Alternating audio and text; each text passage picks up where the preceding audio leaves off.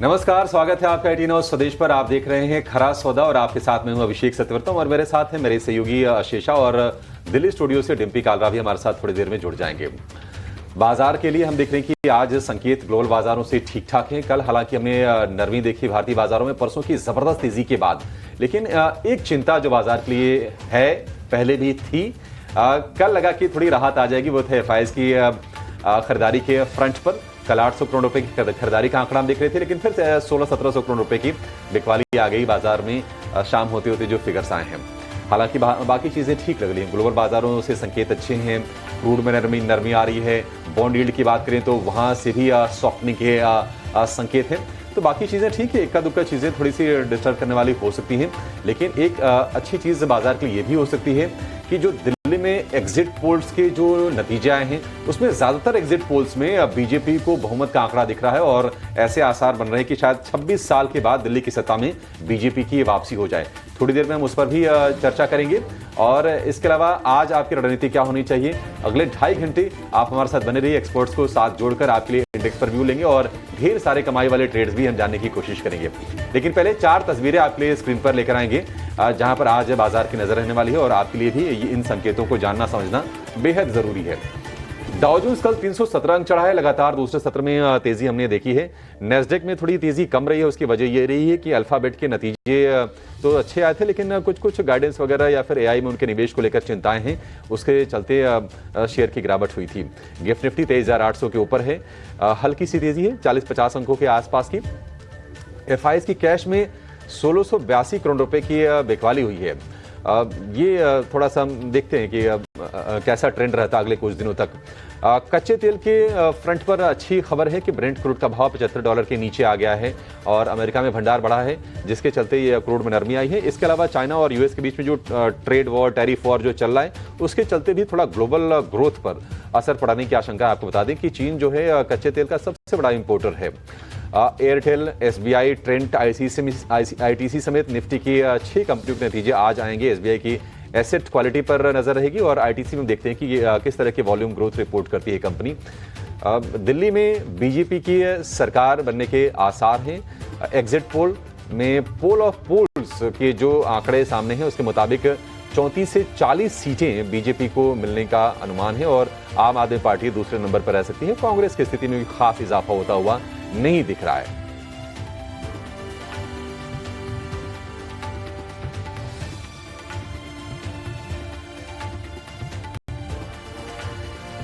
तो ये 4 बड़े ट्रिगर्स जहां पर आपको अपनी नजर रखनी चाहिए, लेकिन इसके अलावा ग्लोबल बाजारों से किस तरह के संकेत निकल कर आ रहे हैं उस पर भी नजर डालेंगे।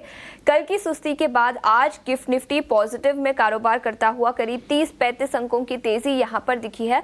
एशियाई बाजारों की बात करें तो यहां पर मिले जुले कारोबार है, लेकिन जैसे अभी अभिषेक बता रहे थे, कमोडिटी मार्केट में काफी एक्शन दिखा है। सोना रिकॉर्ड ऊंचाई पर, वही ब्रेंट क्रूड की बात करें तो ग्लोबल चिंताएं हैं जिसके चलते ब्रेंट क्रूड में गिरावट दिखी है, लेकिन अमेरिकी बाजार अभिषेक हरे निशान में बंद होते हुए नजर आए कल।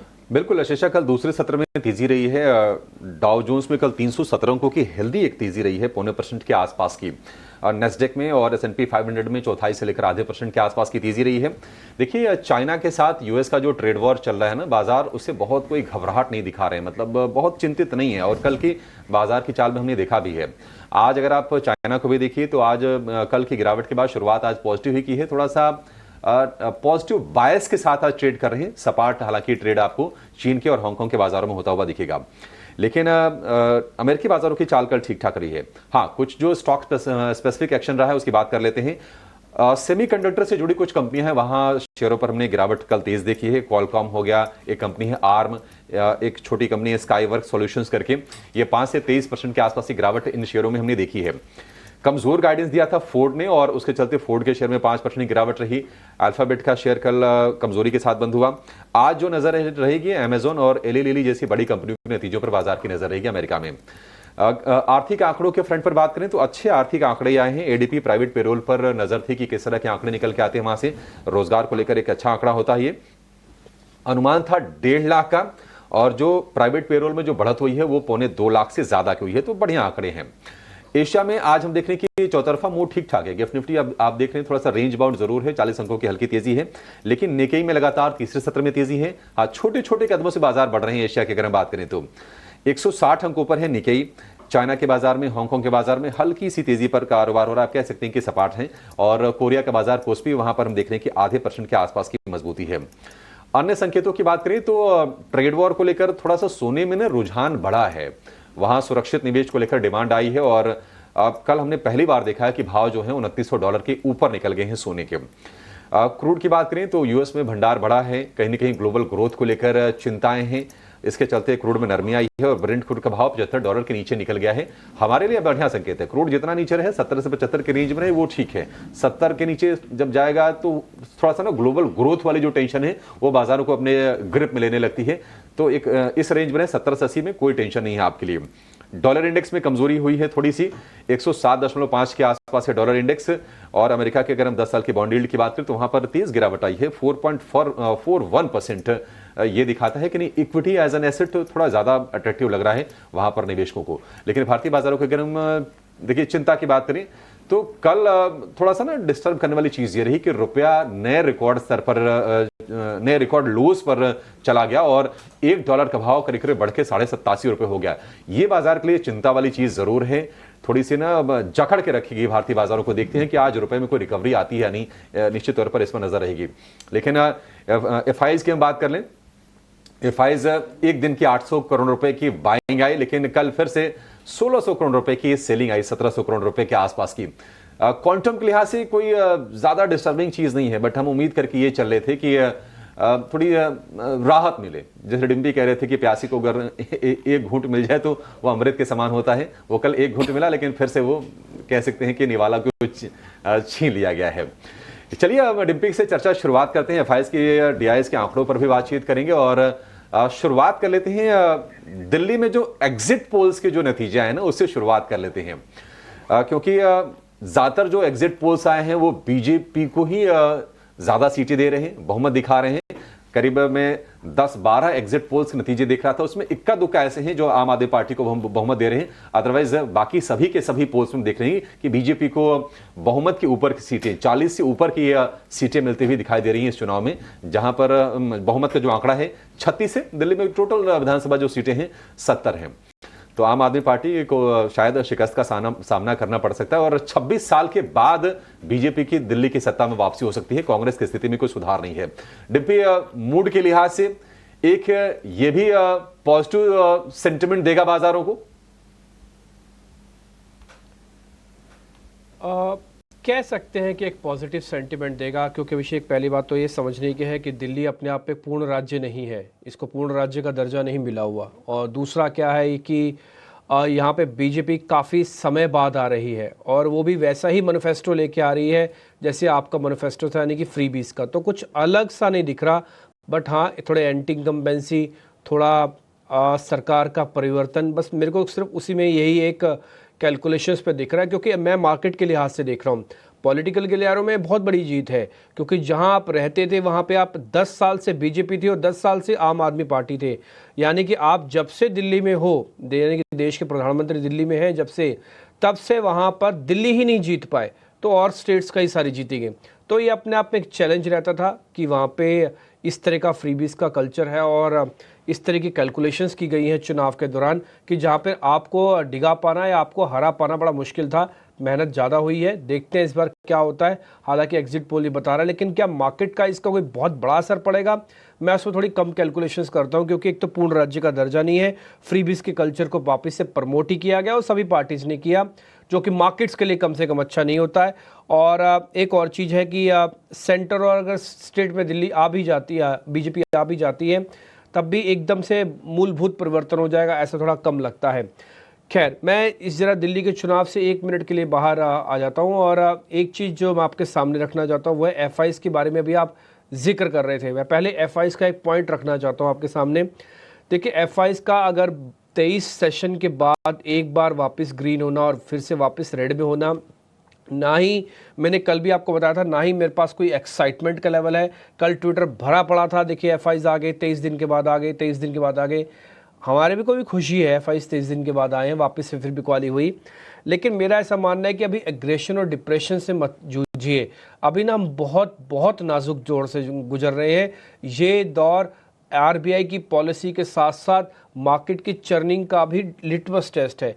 ट्रस्ट मी, आप अगले 15 दिन कैसे गुजारेंगे ना, ये अगले 3 दिन तय करेगा। और मैं एक चार्ट आपको अपनी स्क्रीन से दिखाना चाहता हूँ। एक बार जरा प्रोड्यूसर साहब दिखाइएगा निफ्टी का चार्ट। मैंने कल भी आपको दिखाया था, मैं फिर से आपको दिखाता हूँ। एक बहुत ही बढ़िया चार्ट डेकोरेटेड है, ब्रेकआउट है, बट ब्रेकआउट हो नहीं रहा है बहुत अच्छे से। और वो कल के सेशन में निफ्टी ने उसको आके रोका भी। मैं एफआईएस के साथ इसलिए इसको कनेक्ट कर रहा हूँ। आप ये देख भी रहे होंगे, ये अक्टूबर से डाउनवर्ड स्लोपिंग है। दिसंबर में एक मौका आया लेकिन वो भी गुम हो गया, और उसके बाद अब फिर से एक मौका मिल रहा है कि इस पूरे चैनल को हम ब्रेकआउट कर दें और ऊपर की तरफ आ जाए, यानी कि यहाँ पे करीब 24,525,000 तक आ जाए। चांसेस अभी भी प्रबल हैं, इसलिए कोई भी कैलकुलेशन मत डालो, आराम से बैठो। रोज रोज एफआईएस के ये नंबर से एकदम से एक्साइटमेंट और एकदम से डिप्रेशन बिल्कुल नहीं करना है, किसी को भी नहीं करना है। और ये 3-4 दिन कम से कम चाहिए हमको, कम से कम 3 से 4 दिन हमको चाहिए कि एफआईएस के नंबर कैश में पॉजिटिव आए। 2 नंबर्स में एफआईएस के और आपको बता देता हूँ। एफआईएस की फ्यूचर्स में खरीदारी है, ऑप्शंस से बिकवाली है, और ये बैक टेस्टेड फॉर्मूला है कि जब भी वो फ्यूचर्स के अंदर खरीदारी करे और ऑप्शंस के अंदर बिकवाली करेंगे तो मार्केट अपने सपोर्ट के आसपास ही रहता है, चर्न नहीं करता, बड़ा मूव नहीं आता। इसलिए आज जो गिफ्ट निफ्टी दिख रहा है उसके हिसाब से भी मेरे को कि बड़ा मूव आज फिर से मार्केट के अंदर नहीं लगता। कल का कंसोलिडेशन जैसा आज भी कंसोलिडेशन रहेगा। एक और चीज़ मैं एफआईएस के नंबर के साथ ही जोड़ देता हूँ। एफआईएस की टोटल होल्डिंग 18% हो गई है, एथिकली 2% बढ़ी है। आई रिपीट, परसों तक ये 10% थी, फिर 16 हुई, अब 18% हुई है। यानी कि एफआईएस एक्चुअली में देखा जाए तो नेट में बायर ही बने। कल 2% की लॉन्ग होल्डिंग्स उनकी तरफ से बढ़ी है। लॉन्ग होल्डिंग्स बढ़ने का 2 तरीका होता है, या तो शॉर्ट्स को काट दो या तो ताज़ा खरीदारी कर लो। तो शॉर्ट्स कटिंग ज़्यादा हो रही है, ये बात मैंने कल भी आपको बताया था कि मार्केट्स के अंदर जो बैगेज है उसके सिर पे, उसके पीठ पे, वो उतर रहा है और उसका ही बेनिफिट आप मार्केट के तौर पर देख पा रहे हैं। मैं आगे चल के लेवल्स की बात भी बोलूँगा, लेकिन एक चीज़ बता देता हूँ, डीआईएस की होल्डिंग अभी 53% है, उसमें किसी तरह का कोई बदलाव नहीं है। रिटेल की होल्डिंग 71% है, किसी तरह का कोई बदलाव नहीं है। I repeat, retail holding is 71%, DIIs holding is 53% बिना किसी बदलाव के।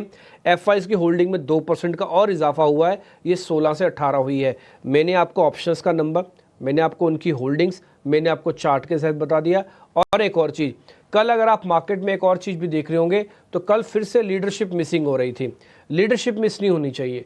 4-5 बड़े शेयरों का पार्टिसिपेशन बहुत ज़रूरी है, और अगर वो रहेगा तो फिर अच्छे ब्रेकआउट्स और बढ़िया ब्रेकआउट्स आएंगे, नहीं तो थोड़ा बहुत इधर उधर करके हमको चलना पड़ेगा। मैं आगे चल के लेवल्स की बात आपको करूंगा, लेकिन ये मोटा मोटी एफआईएस का और दिल्ली इलेक्शंस मैंने आपके सामने अपना व्यू पॉइंट रख दिया। बिल्कुल, तो ये एफआईआईज और डीआईआईज के होल्डिंग की चर्चा की, लेकिन इसके अलावा बाजार की बात करें तो कल बैंक निफ्टी हरे निशान में बंद हुआ। वही निफ्टी की बात करें तो यहाँ पर लास्ट के 1-2 घंटे में थोड़ी सी कमजोरी दिखी और निफ्टी लाल निशान में बंद होता हुआ नजर आया। करीब 40 अंकों की गिरावट के साथ 23,700 के लेवल्स के आसपास। क्या रणनीति होगी यहाँ पर और कौन से लेवल्स पर अब हमें नजर रखनी चाहिए? आशीषा, अगर आप पहले सुन रहे होंगे तो आपने कई बार इस बारे में जिक्र किया है कि 2 इंपॉर्टेंट लेवल्स हैं। पहला है 23,800 और दूसरा 50,500। अब तो खैर वो लेवल्स आपको याद भी हो गए होंगे क्योंकि इतना बार हमने इसका जिक्र किया है। आप देख रहे होंगे कल भी हम 23,800 के करीब पहुंचे, लेकिन एक रिजेक्शन आया। आप अपनी स्क्रीन पर देखिए, ऑलमोस्ट 23,798 लिखा है, यानी कि वही 800 है। तो वहाँ तक हम पहुँचे, लेकिन फिर से एक रिजेक्शन आया। ये रिजेक्शन बार बार नहीं आना चाहिए, है ना। एक बार ठीक है, 2 बार जब चलेगा, लेकिन ये तीसरी बार और चौथी बार भी इसी जगह से रिजेक्शन आएगा ना, तो ये अपने आप में रेजिस्टेंस पक्का हो जाएगा। तो मैं आपको एक लेवल से पॉइंट क्लियर कर देता हूँ। 23,800 के ऊपर क्लोजिंग आज मस्ट है, आज आपको चाहिए, नहीं तो ये सेकेंड डे रिजेक्शन हो जाएगा। और मैं इसलिए बोल रहा हूँ क्योंकि आपके पास आज गैप मिल रहा है। हालांकि मेरे को नहीं लगता जितना भी गिफ्ट निफ्टी दिखा रहा है उतना हम खोलेंगे भी। मान लीजिए खोल भी देते हैं, मान लीजिए 1 मिनट के लिए 40 पॉइंट हम ऊपर खोल देते हैं, तब भी इस 40 पॉइंट से हम 23,800 को पार नहीं कर रहे। तो जो 800 850 वाली रेंज है ना, इसको फाइनली आज हमको क्लोज करना पड़ेगा। तो सेकंड डे ऐसा होगा हम इसको क्लोज नहीं कर पाएंगे। तो ये क्या करता है, थोड़ा प्रेशर बना के रखेगा और कुछ नहीं। आपका मन भी टूटेगा। कल आप देखेंगे तो कल आप वैसे देख रहे थे, थोड़े बुझे हुए मन से मार्केट को देख रहे थे। ऐसा नहीं कि कल मार्केट ने कोई बहुत बड़ा डैमेज कर दिया। क्या डैमेज हुआ है? अगर 28 पॉइंट फ्यूचर्स के चले गए और 46 पॉइंट उसके 42 पॉइंट चले गए स्पॉट के, तो क्या बड़ा डैमेज हुआ? कोई बड़ा डैमेज। एक और पॉइंट भी आपके सामने में रखता हूँ, जरा फ्यूचर वाली प्लेट भी दिखाना। आप चेक करेंगे ओपन इंटरेस्ट, वो बेहद कम है। तो कल ना प्राइस एक्शन था, ना ही वॉल्यूम एक्शन था, और कल सिर्फ और सिर्फ देखने वाला एक्शन था। कल मार्केट्स में सिर्फ सेकेंड डे की तेज़ी कंटिन्यूटी होती है, नहीं होती, सिर्फ उसको चेक एंड बैलेंस किया जा रहा था और कुछ भी नहीं हुआ। एथिकली मेरे से पूछा जाए तो कल निफ्टी के अंदर क्या हुआ? कल कुछ भी नहीं हुआ। आप देख रहे होंगे सामने मैंने फ्यूचर्स की प्लेट फायर करवाई है, उसमें प्राइस एक्शन भी 1/4% नहीं है और ओपन इंटरेस्ट भी एक आधा 1/4% नहीं है। कहने का मेरे मतलब दोनों ही डल था, प्राइस एक्शन भी डल था और वो एक्शन भी डल था। Same with the bank Nifty भी, प्राइस एक्शन भी डल था और दूसरा पॉइंट भी डल था। तो कल का मीनिंग नहीं है कि कल के नंबर्स क्या थे। कल तो एक्चुअली में एक हॉल्ट था। आप जो इतना तेज़ दौड़ के आए हो, आप चढ़ के आते हो, दौड़ के आते हो, 2 मिनट सांस लेते हो, ये कल 2 मिनट सांस लेने वाला था। बाजार आगे चलेगा नहीं चलेगा, अभी भी हम उस नाजुक दौर से चल रहे हैं। मैंने ऑलरेडी चार्ट के जरिए आपको बात क्लियर भी की हुई है। अब मैं लेवल्स की बात बोलता हूँ। 23,500 क्योंकि आप पार करके आए हो, ये आपका पहला सपोर्ट है। कल भी अगर बाजार टूटा तो 23,500 को टेस्ट करने के लिए नहीं गया, तो 23,500 आपका पहला सपोर्ट है। 23,400 आपका दूसरा, 400-450 आपका दूसरा सपोर्ट है। तो आपको 650, 500, 450 ये चरणबद्ध तरीके से 3-4 सपोर्ट आपको मिल जाएंगे। और मेरा अपनी निजी कैलकुलेशंस जो मैं करता हूँ डेरिवेटिव्स की डेली, उस हिसाब से मेरे को लगता नहीं कि बाजार इसको टेस्ट करने या तोड़ने के लिए अभी कोई एग्रेसिव है। हाँ, अगर वो तोड़ने के लिए एग्रेसिव नहीं है तो चलने के लिए भी एग्रेशन नहीं है। उसके लिए कम से कम 23,800 के ऊपर की क्लोजिंग चाहिए ही चाहिए, नहीं तो क्या बार बार रिजेक्शन अच्छी बात नहीं है। आप मेरे घर पे आ रहे हो, मैं बार बार आपको वापस भेजूंगा, 1 मिनट के लिए आप मेरे से गुस्सा हो ही जाओगे कि क्या है, मैं उसके बार बार घर जाता हूँ, बुलाता तो है नहीं, मैं बार बार उसके घर जाता हूँ, बुलाता तो है नहीं। एक बार आपको बुरा नहीं लगेगा, 2 बार बुरा नहीं लगेगा क्योंकि मैं आपका दोस्त हूँ, लेकिन तीसरी बार आपको भी बुरा लगेगा, भले आप मेरे दोस्त ही क्यों ना हो। तो ये रिजेक्शन बार बार होना ठीक नहीं है। तो 23,800 जल्दी से जल्दी पा लें उतना अच्छा है। ये निफ्टी के लेवल्स है। अब आप कहें तो आपको बैंक निफ्टी के लेवल्स भी क्लियर कर देता हूँ। डिम्पी, अगर निफ्टी बैंक की बात करें तो हफ्ते भर में 2000 पॉइंट से ज्यादा की रिकवरी निफ्टी बैंक में आ गई है और मतलब लेवल्स देखिए कम से कम अच्छा महसूस हो रहा है कि 50,000 के ऊपर हैं। क्या सेंस मिल रहा है? क्योंकि देखिए सामने क्रेडिट पॉलिसी खड़ी है, कल हम पॉलिसी देखेंगे, उम्मीदें हैं कि दरों में 0.25% कटौती आएगी, तो शायद थोड़ा सा और पुश मिल जाए। आपका असेसमेंट क्या कहता है? देखिए, इवेंट तो है बैंक निफ्टी का थोड़ा ज़्यादा टिल्टेड टुवार्ड्स बैंक निफ्टी है क्योंकि इवेंट ही आरबीआई का है। दूसरा क्या है, बैंक निफ्टी ने एक स्ट्रॉन्ग पुल बैक भी दिखाया है। कल भी अगर आप देखेंगे तो निफ्टी अगर लेथार्जिक था तो बैंक निफ्टी नहीं था। और मैंने सुबह पहले भी आपको कई बार नोटिस कराया, अगर इसने जो तोड़ा था मार्केट को ना, तो डबल टॉप बना के तोड़ा था। This mountain and this mountain is equal to double top. और उसके बाद जब इसने बेस बनाया तो डबल बॉटम करके बनाया हुआ है। तो पिक्चर्स रिमेन्स द सेम है, ठीक है। जहाँ पे रोका वहाँ से फ्रेश आया और जहाँ से बेस बनाया वहाँ से पुल बैक भी आ रहा है। लेकिन ये पुल बैक भी अपने आप में बहुत नाजुक दौर से गुजर रहा है, जैसे मैं आपके सामने मार्क कर रहा हूँ, आप देख रहे होंगे। तो ये बड़ा ही नाजुक दौर है निफ्टी और बैंक निफ्टी का। अगर इसमें सब कुछ ठीक रहा तो आप ऊपर की तरफ जाएंगे, और अगर सब कुछ मतलब सब कुछ में थोड़ा भी अगर 19-20 हुआ तो मार्केट या तो यही समय निकाल के वापस रिवर्सल भी दे सकता है। तो इसलिए थोड़ा सा ना आपको सचेत रहना है। मैं फिर से बोलता हूँ, नो एग्रेशन नो डिप्रेशन। ना ही अपने आप को बिल्कुल मायूस कर दो, ना ही अपने आप को अति उत्साही कर दो। जो ले रखा है उसको अच्छे से लेके बैठो। Buy right and sit tight and preparing for fly. तो ऐसा कुछ होना है आपको, आप शांति से बैठिए। दूसरा पॉइंट, बैंक निफ्टी के अंदर लेवल्स के पॉइंट बताता हूँ, क्योंकि कल बैंक निफ्टी 50,300 350 की रेंज में जाके बंद हुआ है। 50,500 इसने भी नहीं पाया। तो कम से कम आज बैंक निफ्टी के लिहाज से भी आपको 50,500 मिल जाए आपको। आई रिपीट, मैं दोनों लेवल आपको बताता हूँ, 23,800, 50,500, ये दोनों लेवल्स कम से कम आज हमको मिल जाने चाहिए। नहीं मिलते तो इनमें से दोनों में से कोई एक मिल जाए। से मान लो बैंक निफ्टी का मिल गया, निफ्टी का नहीं मिला, तब भी काम चल जाएगा। अगर दोनों का ही बार बार रिजेक्शन आ रहा है तो फिर आपको फिर पूरा पॉलिसी तक ही रोकना हो, पॉलिसी के बाद ही जगह फैसला लेना आप। और ध्यान दीजिएगा, एग्जिट पोल का जो नंबर्स आएंगे यानी कि चुनाव के नंबर्स सैटरडे को आएंगे, पॉलिसी फ्राइडे को है, तो फ्राइडे भी इवेंट हो गया, सैटरडे भी इवेंट हो गया, मंडे का रिएक्शन आएगा। तो आपको थोड़ा प्रिपेयर रहना है, हल्की पोजीशंस को रखना है। और मेरे को एज सच कोई प्रॉब्लम तो दिख नहीं रही है, पुट कॉल रेशियो वगैरह भी ठीक है, आप देख रहे हो दोनों का एक से नीचे है, एफ एंड बैन में कोई शेयर नहीं है। मैं लेवल्स के हिसाब से क्लियर कर देता हूँ, क्योंकि 50,300 350 पे आप चल रहे हो, 50,000 आपका पहला बेस है, 49,800 आपका दूसरा सपोर्ट एरिया है। ये हमने सामने आपके लिए लिखा हुआ है, लेवल्स 49,800 और 50,000 सपोर्ट एरिया। ऊपर जाएंगे, पहला 50,500 आपको पार करना पड़ेगा, फिर 50,800 तक भी आप आ सकते हैं। बट मेरी आज मैं, अच्छा बोलेंगे सर आप हमारी जगह होते तो क्या करते? अगर मैं आपकी जगह होता तो आज मैं छोटे से अगर कोई डिप मिलता तो उसका इस्तेमाल करता। मैंने कल तो कुछ नहीं किया, कल करना भी दिन भी नहीं था, लेकिन आज अगर आपको कोई डिप मिले ना, क्योंकि कल आप इवेंट की तरफ जा रहे हो, तो उस डिप का इस्तेमाल करना, कोशिश करना सपोर्ट पे थोड़ा बहुत माल ले लेना जिन्होंने पहले प्लस नहीं किया हुआ है।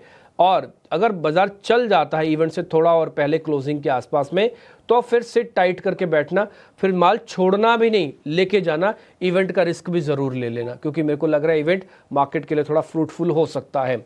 ये कुछ लेवल्स, ये सब चीज़ें मैंने आपके सामने रख दी हैं, और मैं उम्मीद करता हूँ कि सारे पॉइंट्स आपको अच्छे से हमने रखे होंगे।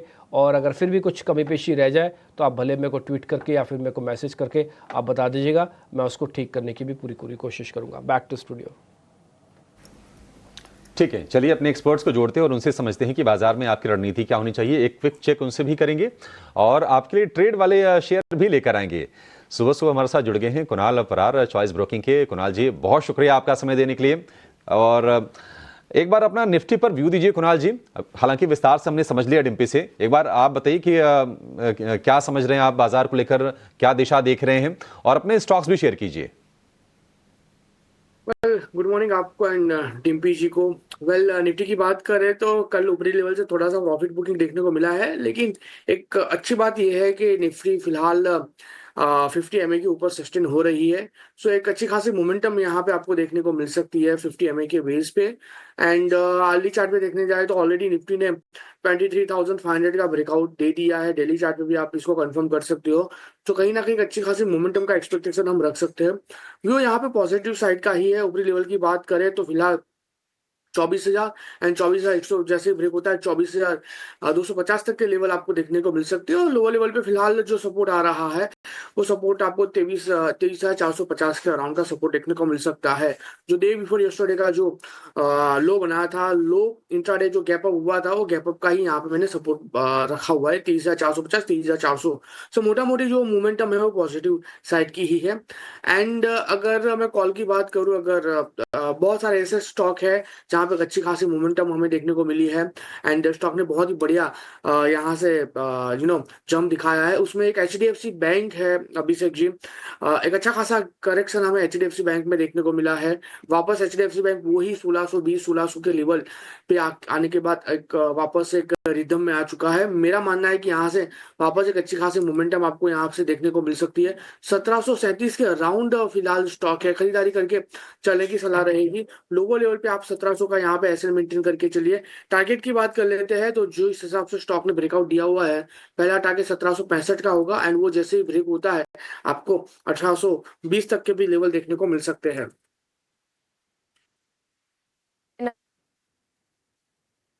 इस बीच कुछ और स्टॉक्स पर नजर डाल लेते हैं जहां पर कल के सत्र में एक्शन दिखा था। इनफैक्ट एफएमसीजी इंडेक्स के कुछ स्टॉक्स पर आपकी राय लेना चाहूंगी। कुणाल, इस इंडेक्स पर कोई नजरिया आपका? याद रखें बजट के दिन काफी अनाउंसमेंट्स आए थे, जिसके बाद एफएमसीजी इंडेक्स में भारी तेजी दिखी थी कंजम्पशन बूस्ट को लेकर, लेकिन उसके बाद कल गिरावट दिखी। इस इंडेक्स से कोई स्टॉक जहां पर फ्रेश पोजिशंस लिए जा सके? बहुत ही बढ़िया मोमेंटम हमें एफएमसीजी में बजट के दिन देखने को मिले। उसके बाद रिदम कंटिन्यू रहा और बहुत सारे ऐसे स्टॉक थे जहां पे एक अच्छी खासी मोमेंटम हमें देखने को मिली। ब्रिटानिया था, या टाटा कंज्यूमर था, मैरिको था, इस सब में।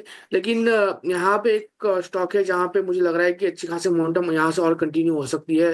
कॉलपाल की मैं बात करूंगा, 2705 के अराउंड का क्लोजिंग है। कल के दिन में नो डाउट देखने जाए तो लोअर लेवल पे क्लोज हुआ है, लेकिन मुझे लग रहा है कि आने वाले दिनों में ये स्टॉक अच्छी खासी रिदम में आ सकता है। कोलपाल यहाँ पे खरीदारी करके चलने की सलाह रहेगी। लोअर लेवल पे मल्टीपल सपोर्ट भी आ रहा है 2610 2613 के अराउंड, एंड पहले भी कई बार 2600 के अराउंड का सपोर्ट लेके स्टॉक ने अच्छा खासा माउस ब्रेक भी दिखाया था। तो स्ट्रॉन्ग यहाँ पे सपोर्ट बन रहा है 2600 का। 2700 के अराउंड स्टॉक ट्रेड कर रहा है, खरीदारी करके चलने की सलाह रहेगी। टारगेट की बात कर लेते हैं तो रिट्रेसमेंट के बेस पे पहला टारगेट जो हमें यहाँ पे देखने को मिल सकता है 2785 है 2785, एंड अगर वो ब्रेक होता है तो 2910 तक के भी लेवल आपको कोलपाल में देखने को मिल सकते हैं। कुणाल परार आपको कुछ कुछ शेयर्स भी बता रहे हैं और आपको नोटिस भी करवा रहे हैं कि इन सभी शेयर्स पर आपको थोड़ा फोकस रखना है। हमने स्टैंपिंग कर दिया ताकि आपके लिए और आसान हो जाए समझना कि क्या लेवल्स हैं, क्या स्टॉप लॉस है, क्या कन्विक्शन है। गेस्ट आपको खुद भी बता रहे हैं, आप बॉडी लैंग्वेज से और लेवल से दोनों से समझ सकते हैं। मेरे दो सहयोगी वरुण दुबे और शरद दुबे मेरे साथ जुड़ रहे हैं। ये दुबे का कॉम्बिनेशन लगातार सुबह सुबह आपके साथ जुड़ के आपको एक इंटेलिजेंट डोज दे के जाता है। ये इंटेलिजेंट डोज अर्निंग्स की है, साथ ही खबरों वाले शेयर्स की है और ब्रोकिंग हाउसेस की रिपोर्ट्स की है। तो आज फिर से शुरू करते हैं दुबे स्क्वेयर्स के साथ। और पहला शरद दुबे से ये जानते हैं कि आज खबरों वाले शेयर और अर्निंग्स कौन कौन से हैं। फिर वरुण हमको बताएंगे कि आज की रिपोर्ट्स। मैं थोड़ी रिपोर्ट्स पढ़ रहा था, स्विगी की रिपोर्ट्स है, रिपोर्ट देख के तो मुंह में पानी आ रहा है। देखते हैं उस रिपोर्ट के अंदर क्या छपा है। पहले शरद भाई आप शुरू कीजिएगा। गुड मॉर्निंग, बताइए पहले अर्निंग्स, उसके बाद फिर खबरों वाले शेयर्स। Good morning Dimpy. सबसे पहले स्विगी की बात कर लेते हैं। यहाँ पे कमज़ोर नतीजे देखने मिले हैं। उनकी फूड डिलीवरी बिजनेस स्टेबल थी, लेकिन जो क्विक कॉमर्स का जो इनका एक्सपेंशन चल रहा है उसके कारण इनके मार्जिन्स में जो है इम्पैक्ट पड़ रहा है। उसके कारण आप देख रहे हो स्क्रीन पे लॉसेस बढ़ चुकी हैं। और ओवरऑल जो है कंपनी की कमेंट्री भी यही है कि आने वाले क्वार्टर में जो है मार्जिन प्रेशर बना रहेगा, जिस तरह वो डार्क स्टोर की एक्सपेंशन कर रहे हैं। तो ऑफकोर्स जोमेटो और स्विगी में जो है इंपॉर्टेंट अपडेट्स यही आ रहा है, लेकिन याद रखिए अगर दोनों को हम कंपेयर करें तो जोमेटो के आंकड़े अभी भी अच्छे दिख रहे हैं। हालांकि स्विगी ने अपना जो है डार्क स्टोर एडिशन जो है गाइडेंस नहीं बढ़ाया, तो ये एक अच्छा पॉइंट है। कंसाई नेरोलैक की बात करें तो surprisingly strong set of numbers आए हैं। अब वीक क्वार्टर था आपका पेंट कंपनीज का, लेकिन यहाँ पे कंसाई नेरोलैक ने जो है थोड़ी ट्रेंड चेंज की है। अनुमान से बेहतर नतीजे देखने मिले हैं और एक वन ऑफ गेन भी आया है। उन्होंने लैंड सेल की थी मुंबई में, जिसके कारण जो है आप देख रहे हैं कि पैट के नंबर्स बड़े हो रहे हैं। इंपॉर्टेंटली मैनेजमेंट चेंज और एक्सपेंशन प्लान भी हुआ है। सीसीएल प्रोडक्ट्स की बात करें तो largely mix set of numbers आ रहे हैं और यहाँ पे देखा जाए तो मार्जिन्स में थोड़ी दबाव ज़रूर आई है, लेकिन टॉप लाइन में ग्रोथ ज़रूर आया है। कंपनी की कमेंट्री क्या रहेगी, खासकर कि ग्लोबल प्राइजेस को लेकर, ये एक बहुत इंपॉर्टेंट मॉनिटरेबल आइटम है। स्किपर की बात करें तो लगातार 4 से 5 क्वार्टर में जो है स्ट्रेंथ देखने मिल रहा है और यहाँ पे रेवेन्यू देखें तो लगभग 42% का ग्रोथ आया है। पैट में भी 76% का ग्रोथ आया है। वैल्यू एडेड प्रोडक्ट्स में जो है अच्छी परफॉर्मेंस देखने मिली है। गुजरात गैस की बात करें तो कमज़ोर नतीजे देखने मिले हैं, खासकर कि वॉल्यूम्स मिक्स्ड आए हैं और देखा जाए जो मार्जिन्स पे दबाव आया है उसका कारण यही है कि जो गैस कॉस्ट है उसमें बढ़ोतरी देखने मिली है। तो इसके कारण जो है नेगेटिव नंबर्स यहाँ पे देखने मिल रहे हैं। आरती फार्मा लैब्स यहाँ पे स्ट्रॉन्ग सेट ऑफ नंबर्स आया है। 40% का नेट प्रॉफिट भी बढ़ा है ईयर ऑन ईयर बेसिस पे और मैनेजमेंट कमेंट्री ये आ रही है कि चौथे तिमाही और जो पहला तिमाही है वित्त साल 2026 का, वो जो है उसमें स्ट्रेंथ देखने मिलेगा। और आखिर में कमिंस इंडिया की बात करें तो largely in line to strong set of numbers आया है। जो डोमेस्टिक सेल्स है उसमें बहुत स्ट्रेंथ देखने मिली है और कल हमने जो है ट्रेड में देखा भी था कि जो इनके पेरेंट कंपनी है उन्होंने इंपॉर्टेंट कमेंट्री दिया था जहाँ पे बुलिश नज़रिया भारत के बिजनेस में बन रहा था, खासकर कि पावर जनरेशन सेगमेंट में।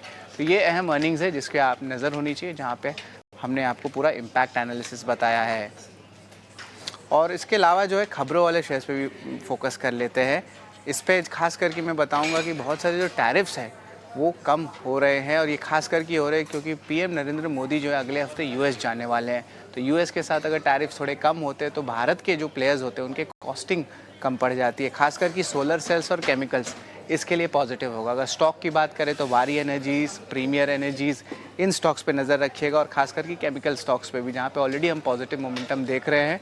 जिस तरह 10% टैरिफ चाइना में लगा है, तो इन स्टॉक्स पे आप ज़रूर नज़र रखिएगा। CCL products, Tata consumer product हुआ, इस पे नज़र रखिएगा। ग्लोबल प्राइसेस रिकॉर्ड हाई पे आ गई है। $4 प्रति पाउंड जो है अरेबिका प्राइसेस आ गई है। पर एक चीज़ याद रखिए, बड़े कंपनीज़ जो होते हैं इनके जो है 3 से 4 मंथ के लैग होते हैं प्राइस ट्रांसफ़र करने के लिए और इनके प्राइसिंग कॉन्ट्रैक्ट्स भी रहते हैं। लॉन्चेस की बात करें तो M&M जो है अपनी एसयूवी इलेक्ट्रिक ओरिजिन लॉन्च करने वाले, बुकिंग्स जो है 14 फरवरी से शुरू होने वाली है। वही ओला की बात करें तो रोडस्टर एक्स सीरीज़ उन्होंने लॉन्च किया है।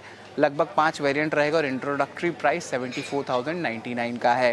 नारायण हृदयालय एक्सपेंशन करेगा, 3 एकड़ ज़मीन साउथ बेंगलोर में लिया है। और यूनाइटेड स्पिरिट्स की बात करें तो हाल ही में चर्चा भी था कंपनी में, यहाँ पे उन्होंने अपनी फैक्ट्री ऑपरेशन जो है क्लोज़ की है 1 यूनिट की, जो कि है आपके हैदराबाद में लोकेटेड। कोई इम्पैक्ट ज़्यादा नहीं होगा, सिर्फ 1.5% ही रेवेन्यू कंट्रीब्यूशन आता है इस प्लांट से। और आखिर में कांसाई नेरोलैक के बारे में हम फिर लौटेंगे। यहाँ पे जो है मैनेजमेंट चेंज भी हुआ है और इसके अलावा उन्होंने जो कैपेसिटी है ऑटो पेंट सेगमेंट की उसको एक्सपैंड करने की जो है साहकिया प्लांट में अनाउंस किया 4200 किलोलीटर्स पर डे। तो ऑटो सेगमेंट में जो है पेंट की डिमांड बढ़ रही है, ये इसका मतलब है। तो ये अहम स्टॉक्स है जिस पे खबरों वाले शेयर्स पे आपकी नज़र होनी चाहिए। लेकिन बहुत सारे इम्पैक्ट्स जो हमको ब्रोकिंग हाउसेज में देखने मिली है और वरुण हमारे साथ जुड़ रहे हैं। वरुण, अर्निंग स्पेसिफिक तो रहा है लेकिन देखने में आ रहा है कि फार्मा और आरबीआई एमपीसी मीट के बाद भी बहुत सारे चीज़ होंगे, तो बहुत सारे फैक्टर्स मूव कर रहे हैं मैक्रो पे। क्या क्या है ब्रोकिंग? डेफिनेटली, तो जैसे कि आपने कहा कि फार्मा है और साथ ही साथ आरबीआई की पॉलिसी है, तो उसके ऊपर भी काफ़ी सारे ब्रोकरेज हाउसेस ने अपनी टिप्पणी दी है। लेकिन शुरुआत में स्विगी के साथ करूंगा। आपको जोमेटो पसंद है, मैक्वेरी को भी जोमेटो पसंद है। दरअसल ये भी यही कह रहे हैं कि स्विगी से ज़्यादा इनको जोमेटो पसंद आ रहा है, लेकिन स्विगी पे इनका अंडर परफॉर्मर का कॉल है और प्राइस टारगेट जो है 325 का है। ये कह रहे हैं कि जो नेट लॉस है वो अनुमान से थोड़ा बहुत ज़्यादा है। क्विक कॉमर्स जो है वहाँ पे थोड़ी बहुत दिक्कतें देखने मिली है। नेटवर्क एक्सपांशन और कॉम्पिटिटिव इंटेंसिटी जो है उसका इम्पैक्ट कंपनी के मार्जिन्स पे देखने मिला और ये स्विगी से ज़्यादा जोमेटो को पसंद कर रहे हैं। वहीं यूबीएस अभी भी खरीदारी की सलाह दे रहा है और 515 के प्राइस टारगेट ये दे रहे हैं। इनका कहना है कि मार्जिन प्रेशर जो है अगले कुछ क्वार्टर में जारी रहेगा। डार्क स्टोर्स के ऊपर इन्होंने कुछ भी नहीं कहा है जिस तरह से जोमेटो ने कहा था, तो शायद ये एक थोड़ी बहुत रिलीफ है। तो एक perfect bull versus bear case जो है स्विगी पे बन रहा है, जहां पे मैक्वेरी अंडर परफॉर्म 325 का प्राइस टारगेट, यूबीएस खरीदारी की सलाह 515 का प्राइस टारगेट दे रहा है। अब आगे बढ़ते हैं। कांसाई नेरोलैक, मैक्वेरी न्यूट्रल का कॉल है, 225 का प्राइस टारगेट है। इनका कहना है डेकोरेटिव सेगमेंट में एशियन पेंट्स के मुकाबले अगर आप देखेंगे तो ओवरऑल सेल्स परफॉर्मेंस जो है वो थोड़ा बहुत इनको बेहतर लग रहा है और मार्केट लीडिंग ग्रोथ जो है वो इस कंपनी ने डिलीवर की है। हालांकि आगे चल के ग्रोथ को लेकर थोड़ी बहुत अनसर्टेनिटी जो है वो देखने मिल रही है और नए सीईओ आए हैं, तो जाहिर सी बात है इसका कितना इम्पैक्ट देखने मिलता है ये देखेंगे। इन्फो एज, मैक्वेरी की रिपोर्ट, अंडर परफॉर्मर का कॉल है। प्राइस टारगेट यहाँ 4150 का इन्होंने दिया है। इनका कहना है कि इन्वेस्टमेंट में जो हायर प्रोविजनिंग की है उसका इम्पैक्ट जो है मुनाफे में देखने मिला है और यहाँ पे FY25 पे ये मॉडल कर रहे हैं कि 15% बिलिंग ग्रोथ और 59% के आसपास के एबिटा मार्जिन्स देखने मिल सकते हैं। वहीं नमूरा का भी नोट है जहाँ खरीदारी की सलाह है। प्राइस टारगेट थोड़ा सा काटा है, 8630 से काट के 8510 का इन्होंने अप कर दिया है। इंटरनेट स्पेस में, इंडिया इंटरनेट स्पेस में ये अभी भी इनकी टॉपिक बनी हुई है।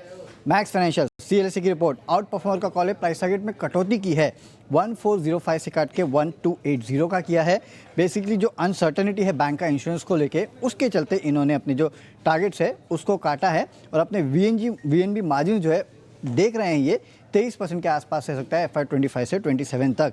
अब बात करते हैं RBI की पॉलिसी के ऊपर। तो यहाँ पे मॉर्गन स्टैनली की एक रिपोर्ट आई है, वो बता रहे हैं कि कौन कौन बेनिफिशियरी रह सकता है अगर रेट कट आता है। तो इनका कहना है कि जहाँ पे फिक्स लोन एसेट्स जो है वो ज़्यादा है, फ्लोटिंग रेट बोरोइंग जो है वो ज़्यादा है, उनको शायद फ़ायदा हो सकता है। Unsecured lenders, vehicle finance, gold finance, इनको सबसे ज़्यादा फ़ायदा हो सकता है।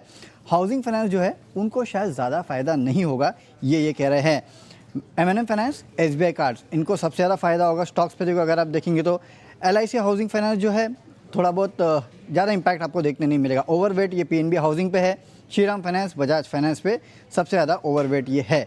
अब बात करते हैं फार्मा की। तो फार्मा पे इन्वेस्टेक की एक रिपोर्ट है, ये कह रहे हैं कि जो अनब्रांडेड जेनरिक ड्रग्स हैं वहाँ पे कोई भी दिक्कतें नहीं है और अगर यहाँ पे टैरिफ वॉर होता है तो इनफैक्ट इससे इंडियन कंपनीज को फ़ायदा होगा, क्योंकि प्राइसिंग प्रेशर जो पहले देखने मिल रहा था वो थोड़ा बहुत ईज ऑफ होते हुए नज़र आ सकता है। तो खासकर इनको जो पसंद है उसमें डॉक्टर रेड्डी, सिप्ला और बिंदो जो है इनके टॉप पिक्स में है। इसके अलावा लिस्ट लंबी है जहाँ पे लुपिन, ग्लैंड फार्मा, इप्का, जायडस, सन फार्मा, ग्लैनमार्क जैसे स्टॉक्स है वो भी इनके रडार पे है। वरुण और शरद, बहुत बहुत शुक्रिया हमारे साथ जुड़ने के लिए। जो खबरों वाले शेयर्स है, ब्रोकरेज रिपोर्ट्स कहां पर निकल कर आई है वो बताने के लिए। लेकिन इस बीच मयूरेश जोशी भी हमारे साथ जुड़ चुके हैं। Mayuresh, good morning. और सबसे पहले आपका नजरिया food delivery platform company Zomato और स्विगी पर ही लेना चाहेंगे। स्विगी के नतीजे घाटा एक्सपैंड होता हुआ नजर आया, इसी के साथ कॉम्पिटिशन बढ़ रही है जिसके चलते मार्जिन पर भी असर दिखा। जोमेटो के नतीजे कुछ दिन पहले आए थे और मैनेजमेंट ने कहा कि नेटवर्क एक्सपेंशन पर कंपनी कंपनियों का फोकस रहा है, जिसके चलते अगले कुछ क्वार्टर्स तक मार्जिन्स पर इम्पैक्ट दिखेगा। आपकी क्या रीडिंग रहेगी इन दोनों ही फूड डिलीवरी प्लेटफॉर्म कंपनीज पर, और अगर आपको कोई एक चुनना हो तो कौन सी कंपनी होगी वो?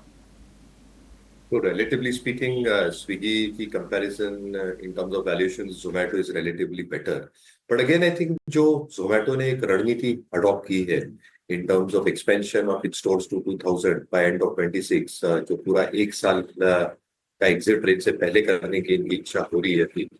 And obviously, I think ये जो cash flows पे drain करेगा. Management is also very very clear. I think because of the expansion and aggressive plans जो Zomato के हैं in expanding their dark stores.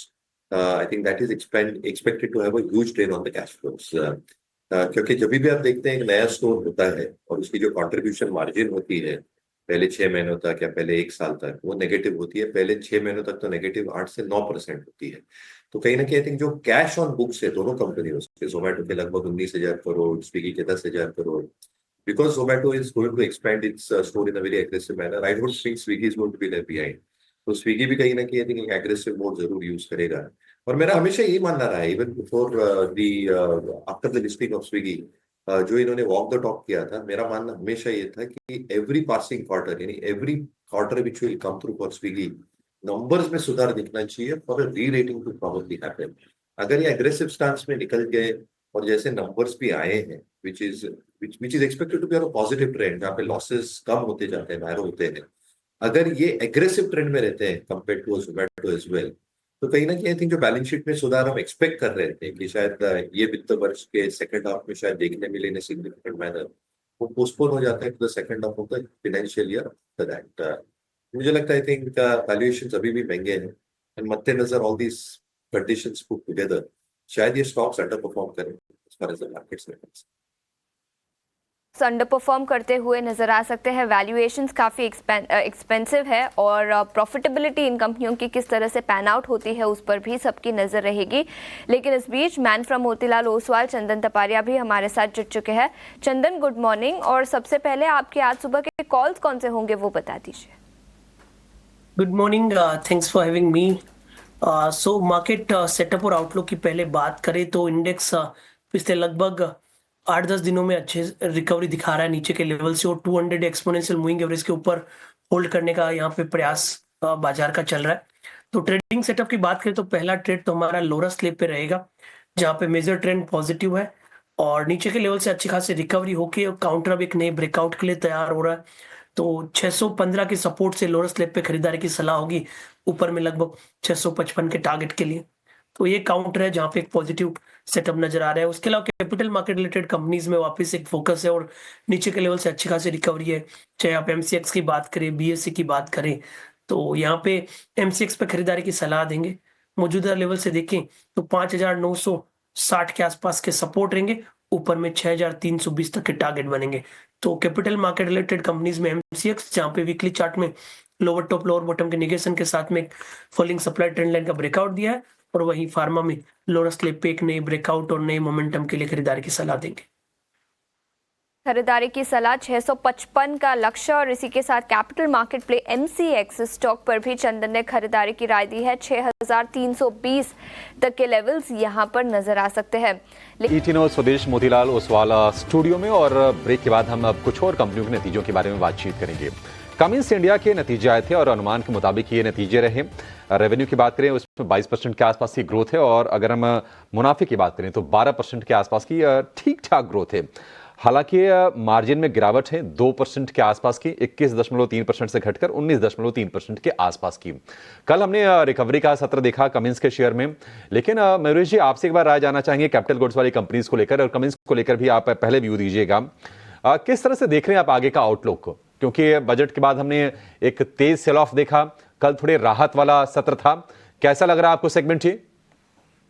Morning Abhishek ji, एक छोटा क्लैरिफिकेशन देना चाहता हूँ. I think what has come through in the budget, जो 11.2 लाख का आवंटन हुआ है टुवर्ड्स कैपिटल एक्सपेंडिचर, यहाँ पे जो ग्रांट्स के थ्रू कैपिटल एक्सपेंडिचर हो सकता है इसमें 4.27 लाख करोड़ का है. तो अगर आप क्यूमुलेटिव कैपिटल एक्सपेंडिचर देखें which is available is 15.47 lakh crore, जो पिछले बजट के मुकाबले जो 13.18 लाख करोड़ पे था, इस 17% आया. तो कहीं ना कहीं ये ध्यान में रखना चाहिए, क्योंकि lot of people are getting jittery की फिगर उतनी ही रखी है, इसलिए कैपिटल गुड कंपनीज को क्या ऑर्डर्स मिलेंगे, क्या उस प्रमाण में ऑर्डर्स मिलेंगे, क्या वो मार्जिन के साथ ऑर्डर मिलेंगे, मुझे लगता है I think this point has to be taken into account. दूसरा आई थिंक इसके नंबर ठीक ठाक रहे and generally for the space मुझे लगता है I think order should keep on coming through, जैसे मैं जस्ट कह रहा था in terms of the capital allocation itself.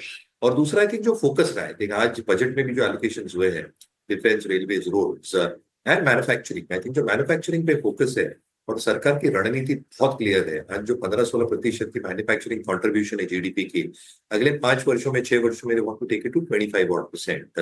जो पीएलआई स्कीम्स अनाउंस कर रहे हैं, जो काफी आई थिंक अटकलें लगा रहे हैं in terms of infrastructure lending as well to a lot of these companies itself, जो कंसेशनल रेट पे लोन्स मिल रहे हैं अर्बन इंफ्रास्ट्रक्चर को लेके, स्टेट गवर्नमेंट्स को स्टेट फ्री लोन्स मिल रहे हैं। I think orders will come through in a reasonable fashion with decent margins. Timelines के साथ आएंगे, विच मीन्स ये कंपनीज को एग्जीक्यूट करनी पड़ेंगे orders as they been doing in the past in a timely manner, जो उनके वर्किंग कैपिटल को शायद एक ठीक ठाक मोड में रखे। और इसलिए आई थिंक अर्निंग्स में सिलेक्टिव स्पेस आई थिंक ठीक ठाक अर्निंग्स रहनी चाहिए as far as the next 2 years are concerned. So I think I'm not overly bearish on capital good companies, selectively positive रहूंगा। क्यूमिंस के नंबर्स ठीक ठाक रहे हैं, बट लार्जली आई थिंक ये अंडर परफॉर्म कर चुका है। तो मुझे लगता है थिंक जो मैनेजमेंट कमेंट्स रहेंगे फ्यूचर आउट को लेके ये पूरे स्पेस के लिए इंक्लूडिंग क्यूमिंस बहुत इंपॉर्टेंट है। और बहुत ही सही पॉइंट बताया मयूरेश जी ने कि राज्यों को ग्रांट भी मिले हैं कैपिटल एक्सपेंडिचर के लिए, और उसको आप पूरा जोड़ के देखिए क्योंकि अल्टीमेटली वही कंपनी को बेनिफिट देंगे। एक और कंपनी जो पावर स्पेस की है और ट्रांसमिशन टावर बनाने का काम बेसिकली करती है, ये स्किपर। हालांकि अगर आप साइज के लिहाज से देखेंगे थोड़ी छोटी कंपनी है, लेकिन नंबर्स बहुत ही स्ट्रांग आए हैं। रेवेन्यू में 40% का उछाल है, प्रॉफिट में 76% का, और मार्जिन को भी थोड़ा सा एक्सपेंड जरूर किया है। चंदन जी, हाल फिलहाल अगर देखेंगे तो एक रेंज में रहा है, लोअर लेवल थोड़ी संभलने की कोशिश कर रहा है शेयर। ये स्किपर कैसा लगता है आपको चार्ट पर? ये देखिए, स्किपर की बात करें तो इस काउंटर में पिछले लगभग 7-8 वीक से लोअर टॉप लोअर बॉटम देखने को मिले, और ऊपर में 665 से लेके नीचे में 375 तक का डिक्लाइन देखने को मिला। बट इस वीक में अच्छी रिकवरी देखने को मिली, स्पेशली पिछले 3 दिन की बात करें तो, और कहीं ना कहीं early sign of the reversal यहाँ पे बन रहा है, क्योंकि ये जो डिक्लाइन हुआ था वो एक ही रिट्रेसमेंट जोन है, और रिस्क रिवॉर्ड रेशियो को भी वापस एक बेहतर बना रहा है, और वहीं से वापस रिटेस्ट हुआ जहां पहले ब्रेकआउट हुआ था। तो इसके लिए लग रहा है कि रिकवरी बनना चाहिए।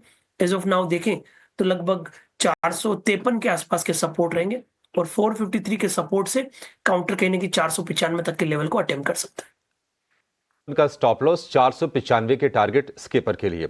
गुजरात गैस हमने देखा था कि नतीजों से पहले थोड़ी तेजी की पोजीशन शेयर में बनी, लेकिन नंबर्स इसके जो बाजार बंद होने के बाद आए वो कमजोर आए हैं, क्योंकि मुनाफे पर 28% की गिरावट है। और अगर हम मार्जिन की बात करें तो मार्जिन में काफी बड़ा कॉन्ट्रैक्शन है, 13.5 से घटकर 9.25% के आसपास की। कुणाल जी, हो सकता है कि कमजोर शुरुआत करे गुजरात गैस। आपके टारगेट्स क्या होंगे और आपकी रीडिंग क्या है शेयर को लेकर? वेल, गुजरात गैस की बात करें तो जिस हिसाब से फिलहाल स्टॉक ट्रेड कर रहा है 478 के अराउंड, मुझे लग रहा है कि ऊपरी लेवल देखने को मिल सकती है, क्योंकि पहले भी स्टॉक ने 447 450 के अराउंड का सपोर्ट लेके ऊपरी लेवल पे 525 तक के लेवल दिखाए थे। तो सेम रेप्लिकेट मोमेंटम का एक्सपेक्टेशन हम यहाँ पे रख सकते हैं। खरीदारी करके चलने की सलाह रहेगी। काउंटर में 478 के अराउंड ही है। लोअर लेवल पे जो सपोर्ट आएगा वो सपोर्ट आएगा 465 का होगा। टारगेट की बात करते हैं तो पहला टारगेट 490 का होगा, एंड 490 जैसे ही ब्रेक होता है ऊपरी लेवल पे आपको 510 तक के लेवल ये स्टॉक दिखा सकता है। गैस को लेकर ये व्यू। एमएनएम ने काफी मजबूती दिखाई हाल फिलहाल, और बजट के बाद भी हमने देखा कि स्ट्रेंथ थी। कल हल्की सी प्रॉफिट टेकिंग आई है ऊपरी स्तर पर, लेकिन इलेक्ट्रिक एसयूवीज की बुकिंग इनकी 14 फरवरी से शुरू होने जा रही है, और अच्छे दिखे। तो जो BE सीरीज की इनके जो नई जो एसयूवीज आ रही हैं उसमें बढ़िया मोमेंटम दिख सकता है। आप जरा बताइए इसको लेकर चंदन जी, क्या व्यू है आपका एमएनएम को लेकर? की बात करें तो देखिए, सबसे पहले तो निफ्टी ऑटो ने कुछ दिन पहले एक बड़ा बॉटम बनाया था, और उसकी वजह से यहाँ पे कहने की ऑटो और कंजम्पशन थीम पे हमारा फोकस चला गया है। एमएनएम की बात करें तो एमएनएम कहीं ना कहीं पिछले लगभग आप देखोगे तो 170 दिनों से एक ब्रॉडर रेंज में बार बार नीचे में, जब भी 2650 से लेके 70 के बीच में आते बाइंग आ जाती है। इनफैक्ट आज से 8-9 दिन पहले भी 2750 के आसपास के बॉटम बने। तो कहीं ना कहीं 2650 से 2750 के बीच में मल्टीपल बॉटम्स बनते हैं और ऊपर में काउंटर है वो लगभग 3250 तक जाता है। तो लोअर बैंड से काउंटर अपर बैंड तक आ चुका है। अब यहाँ पे डिसाइसिव ब्रेकआउट चाहिए। 3220 के ऊपर होल्ड करता है तो 3500 तक के नए एक्सटेंशन यहाँ पे देखने को मिलेंगे, क्योंकि मंथली चार्ट पर भी एक बड़े पोल एंड फ्लेक पैटर्न यहाँ पे बन रहा है। तो एक की हर्डल के आसपास है, यहाँ पे फॉलोअप चाहिए नई रैली को ड्राइव करने के। कुछ और स्टॉक्स ऐसे भी पता कर लेते हैं जहाँ पर थोड़ा दम नज़र आता है और इनकी कल की क्लोजिंग बढ़िया थी। बायोकॉन उसमें से एक बार ज़रा दिखाइएगा। मयूरेश सर, आपकी रिकमेंडेशन बायोकॉन पे चलेगा क्या? और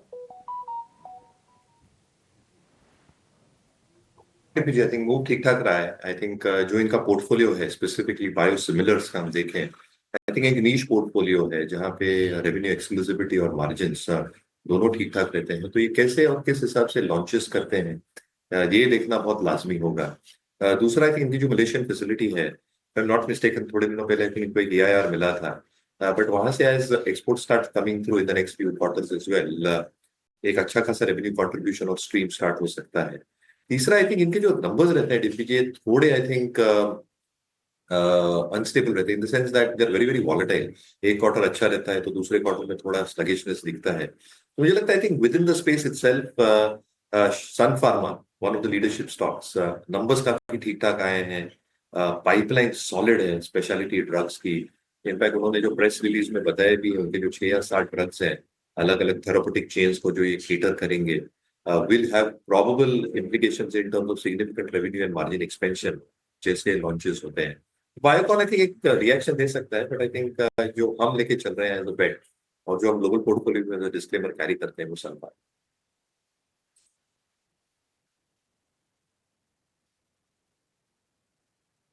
शेयर जरा और चेक करवा लेते हैं आपसे ही और साथ ही दूसरे टेक्निकल मेहमान से। चंदन, जरा 2-3 शेयर मैं आपसे फटाफट पता करूं, आप जरा देख के बताएंगे क्या करना चाहिए उसके अंदर।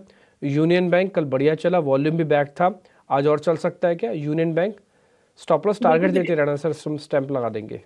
बिल्कुल, यूनियन बैंक में वीकली चार्ट में एक बुलिश डाइवर्जेंस देखने को मिल रहा है और 2-3 वीक से रिकवरी है। कहीं ना कहीं वापस थोड़ा सा PSU पे रिकवरी आ रही है तो मोमेंटम बनना चाहिए। 116 का सपोर्ट रहेगा, 124 के टारगेट। IEX भी चेक करना सर, IEX ये भी चलेगा, स्टॉप लॉस टारगेट इसका भी चाहिए होगा। बिल्कुल, IEX में एक पॉजिटिव सेटअप बना है, वीकली चार्ट पर double bottom kind of pattern बने हैं और स्ट्रॉन्ग बुलिश कैंडल होके 180 के आसपास ये मंडरा रहा है। 180 के ऊपर होल्ड करते यहाँ पे रिकवरी बननी चाहिए, क्योंकि लगभग 24-25 दिन का कंसोलिडेशन ब्रेकआउट होगा। 175 का सपोर्ट रहेगा, ऊपर में लगभग 188 के टारगेट के लिए। कुणाल परार, अपोलो हॉस्पिटल चेक करना, ये चलेगा आज। अपोलो हॉस्पिटल कल की क्लोजिंग अच्छी है इसकी भी। वेल, अपोलो हॉस्पिटल की बात करें, कल की क्लोजिंग 695 के अराउंड ही चलने के चांसेस है। अर्ली चार्ट में ब्रेकआउट दिया है। पहला टारगेट है 7010। 7010 जैसे ही ब्रेक होगा आपको ऊपरी लेवल पे 7107 तक के लेवल देखने को मिल सकते हैं। लोअर लेवल पे जो सपोर्ट आएगा 6900 का होगा। ठीक है, हिंदुस्तान कॉपर, ये शेयर टिपिकली बैन में अब तक तो चला जाता है, अभी तक गया नहीं है, चल सकता है क्या? हिंद कॉपर चेक करोगे कुणाल?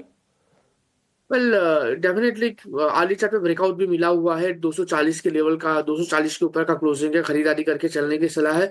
लोअर लेवल पे जो सपोर्ट आ रहा है फिलहाल वो 237 का है।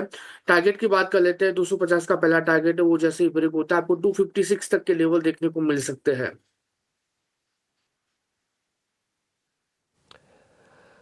REC PFC पे एक बार मयूरेश जी का मैं कॉल ले लेता हूँ, उसके बाद फिर हम एक SBI की बारे में जानकारी आपके सामने रखेंगे। मेरे सहयोगी गौरव इस बीच तैयार हो रहे हैं। Mayuresh sir, REC PFC budget से पहले थोड़ा कमज़ोर थे, लग रहा था कि शायद कुछ आएगा अनाउंसमेंट, ना तो पावर ना डिफेंस ना रेलवे को लेकर कोई बड़ी बात बोली ही नहीं गई, बात तो क्या बोली ही नहीं गई, ऐसा समझ लो आप। ठीक है, तो आप ज़रा बताइए REC और PFC प्राइस के हिसाब से ठीक है, थोड़ा करेक्टेड भी हुए हैं सर? तो डिम्पी जी, पहली चीज तो आई थिंक बजट में अनाउंसमेंट की बहुत ज्यादा कुछ जरूरत नहीं है, क्योंकि गवर्नमेंट का रोड मैप बहुत क्लियर है कि उनको 500 गीगावाट तक जाना है as far as renewable is concerned.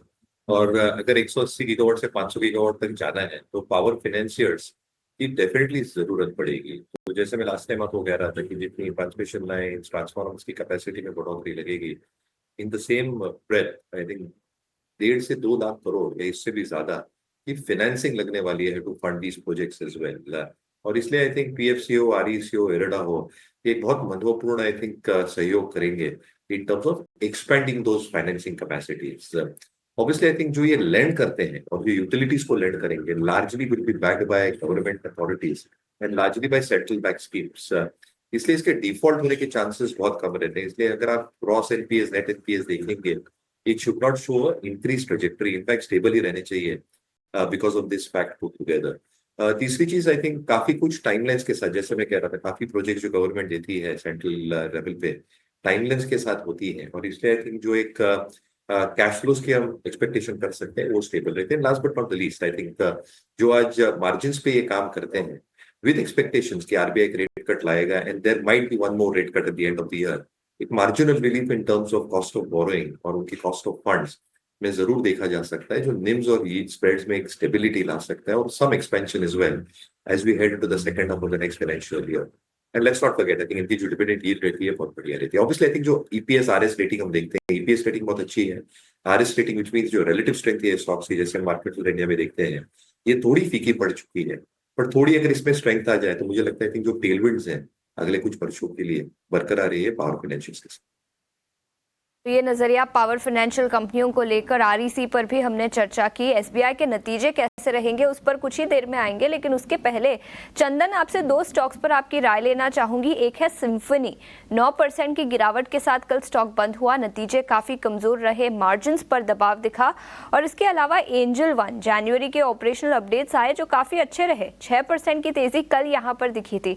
दोनों स्टॉक्स पर बड़े मूव्स के बाद आज के लिए क्या रणनीति होगी? देखिए, सिम्फनी को तो मैं अवॉइड करने की सलाह दूंगा। काफी वोलेटाइल स्विंग्स यहाँ पे रहे हैं और कंपैरेटिवली वॉल्यूम कम है, भले ही 2-3 दिन में काफी वॉल्यूम स्पाइक हुआ, बट कंसर्न ये है कि 1500 का मल्टीपल बैरियर है और अभी 1450 के जोन को सरपास नहीं कर पा रहा है। ध्यान रखिए यहाँ पे बड़े स्विंग है और मेजर सपोर्ट 1220 के आसपास रहेंगे, तो कोई राह रहेगी नहीं।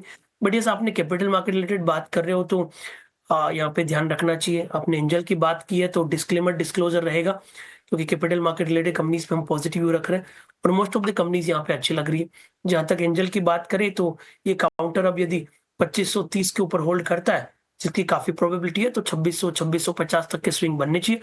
बट इसी सेक्टर में बात करें तो बीएसई और एमसीएक्स हमारे प्रेफर्ड पिक रहेंगे। बीएसई और एमसीएक्स कैपिटल मार्केट्स प्ले से आपके टॉप पिक्स। चंदन, शुक्रिया समय निकालकर ईटीना स्वदेश के साथ जुड़ने के लिए। लेकिन 6 निफ्टी कंपनियों के नतीजे आज आएंगे और उसमें से एक पब्लिक सेक्टर दिग्गज कंपनी एसबीआई के नतीजे भी आएंगे। गौरव अब हमारे साथ जुड़ चुके हैं जो हमें बताएंगे किस तरह के नतीजे रहेंगे, लोन ग्रोथ कैसा नजर आ सकता है, नेट इंटरेस्ट मार्जिन और एसेट क्वालिटी किस तरह की रहेगी। गौरव, बताएं। जी हाँ, अगर हम एसबीआई की बात करें तो कहीं पे काफ़ी अच्छी नतीजों की एक्सपेक्टेशन है स्ट्रीट के। तो सबसे पहले नंबर समझ लेते हैं। अगर हम बात करें एडवांसेस की तो वहाँ पे 14% की ग्रोथ जो कि इंडस्ट्री से ज़्यादा हो सकती है वो एक्सपेक्टेड है एसबीआई से। डिपॉजिट्स की अगर बात करें तो वहाँ पे 11% की ग्रोथ देखने को मिल सकती है ईयर ऑन ईयर बेसिस पे।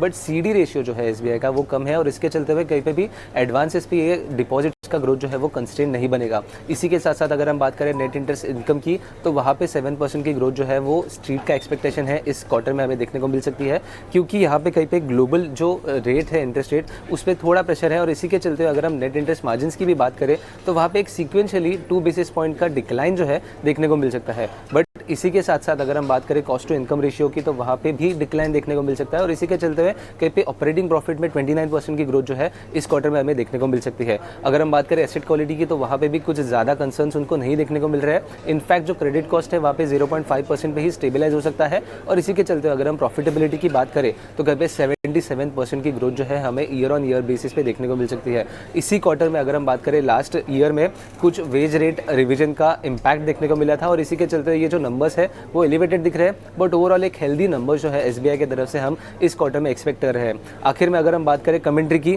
तो कहीं पे जो मूवमेंट है Q3 में स्लिपेजेस की कैसे रही ही एग्री बुक को लेके वो ज़्यादा इंपॉर्टेंट रहेगी। इसी के साथ साथ आगे जाके ये जो स्ट्रेस कैसे उनको देखने को मिल रहा है, आगे जाके आरओए का ट्रैजेक्टरी और नेट इंटरेस्ट मार्जिन्स की ट्रैजेक्टरी कैसे रहेगी वो जानना काफ़ी ज़रूरी रहेगा। और अगर एसबीआई का कुछ कैपिटल रिक्वायरमेंट्स है और एसबीआई अगर कैपिटल रेज के लिए कुछ पॉइंट्स देखेगा तो वो जानना काफ़ी ज़रूरी रहेगा मैनेजमेंट की तरफ से। बट ओवरऑल एक अच्छे नंबर जो है Q3 में हम एसबीआई की तरफ से एक्सपेक्ट कर रहे हैं। ठीक है, शुक्रिया गौरव। तो एसबीआई की तरफ से हम देखेंगे नंबर्स आते हुए। एसेट क्वालिटी स्थिर रहने का अनुमान है और मुनाफे की बात करें तो 77% की वहां पर ग्रोथ हो सकती है। लेकिन उससे बड़ा जो ट्रिगर होगा, नतीजों से बड़ा बैंकिंग सेक्टर के लिए, वो होगा आरबीआई की पॉलिसी का। मयूरी जी, उम्मीदें तो हैं कि 4.5% का रेट कट आ रहा है और लिक्विडिटी का पुश भी बाजार को कहीं ना कहीं मिलेगा, क्रेडिट ग्रोथ सुधरेगी। आपको लगता है कि बैंकिंग अब थोड़े से लंबे अवधि का प्ले हो गया है? अगर 6 महीने साल भर के लिए भी रणनीति बनाना चाह रहा है तो एक स्वीट स्पॉट में स्टॉक्स हैं? बिल्कुल है। और दो चीजें फेवर में जा रही है। एक, आई थिंक जो नंबर्स आ रहे हैं अभिषेक जी, आई थिंक वो इन लाइन विद एस्टिमेट्स हैं।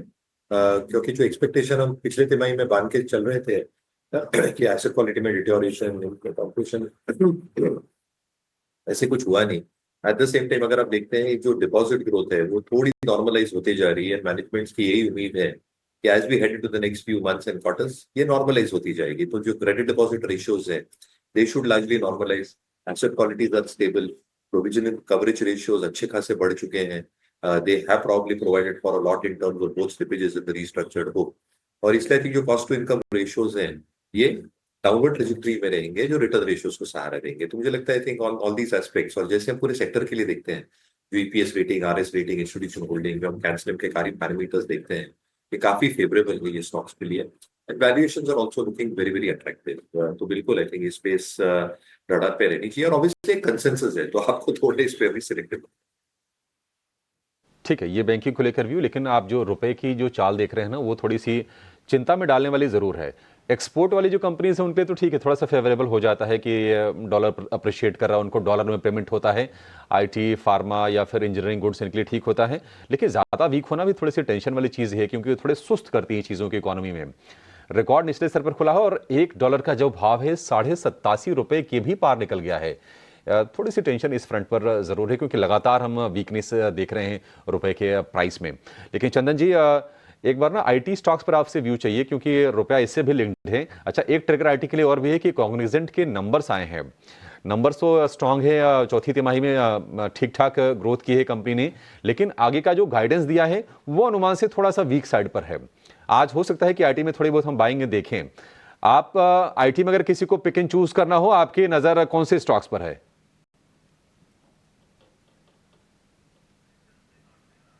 ठीक है, चंदन जी हमारे साथ नहीं है, कुणाल हमारे साथ हैं। कुणाल जी, आप बताइए क्या व्यू होगा आपका आईटी को लेकर? कोई पसंदीदा शेयर है आपका? बहुत ही बढ़िया मोमेंटम ओवरऑल आईटी सेक्टर में हमें 2024 में देखने को मिली है। एंड मुझे लग रहा है कि आने वाले दिनों में ये मोमेंटम कंटिन्यू हो सकती है। मेरा जो फोकस है फिलहाल विप्रो पे रहेगा। विप्रो जिस हिसाब से ट्रेड कर रहा है, आने वाले दिनों में और भी अच्छी खासी मोमेंटम विप्रो में यहाँ पे देखने को मिल सकती है। सो विप्रो खरीदारी करके चलने की सलाह रहेगी। फिलहाल स्टॉक तकरीबन फिलहाल स्टॉक 317 के अराउंड ट्रेड कर रहा है। प्रेजेंट लेवल पे ही यहाँ पे खरीदारी करके चलने की सलाह रहेगी। टारगेट की बात कर ले तो जिस हिसाब से स्टॉक ट्रेड कर रहा है, ऊपरी लेवल पे आपको सबसे पहला टारगेट जो होगा 325 का देखने को मिल सकता है। 325 जैसे ही ये लेवल क्रॉस करता है, आपको आने वाले दिनों में ये स्टॉक में एक अच्छी खासी मोमेंटम के बेस पे कहीं ना कहीं 345 तक के भी लेवल देखने को मिल सकते हैं। तो खरीदारी करके चलने की सलाह रहेगी। विप्रो लोअर लेवल पे जो सपोर्ट है 313 का है, जो सिफर साइड हम 312 का यहाँ पे ऐसे मेंटेन करके चलेंगे। रुपए का स्टॉप लॉस विप्रो के लिए कल हमने देखा 316.75 पर क्लोजिंग हुई और 52 हफ्ते के ऊपरी स्तर के बेहद कल करीब पहुंच गया था। कल के ट्रेडिंग सेशन में जो नंबर्स भी आए थे विप्रो के, वो काफी स्ट्रांग आए थे। उसके बाद से लगातार हमने स्ट्रेंथ देखी है शेयर में। एक और मेहमान को जोड़ लेते हैं, हमारे साथ जुड़ गए हैं रचित खंडेलवाल। रचित, गुड मॉर्निंग। आपके स्टॉक से शुरुआत कर लेते हैं, बताइए आज आपकी नजर कहां पर है बाजार में और कहां पर कमाई होगी? गुड मॉर्निंग फेलो पैनलिस्ट को भी गुड मॉर्निंग और दर्शकों को भी गुड मॉर्निंग। देखिए जल्दी करता हूं, प्री ओपनिंग में कमेंट्री लंबी नहीं कर सकता। टाटा केमिकल एक बाउंस बैक का कैंडिडेट दिख रहा है। स्टॉप लॉस होगा 899 का और टारगेट आप दो ले सकते हैं, 960 और 986। इन 2 टारगेट्स के साथ आप टाटा केमिकल में अपनी पोजीशन बना सकते हैं।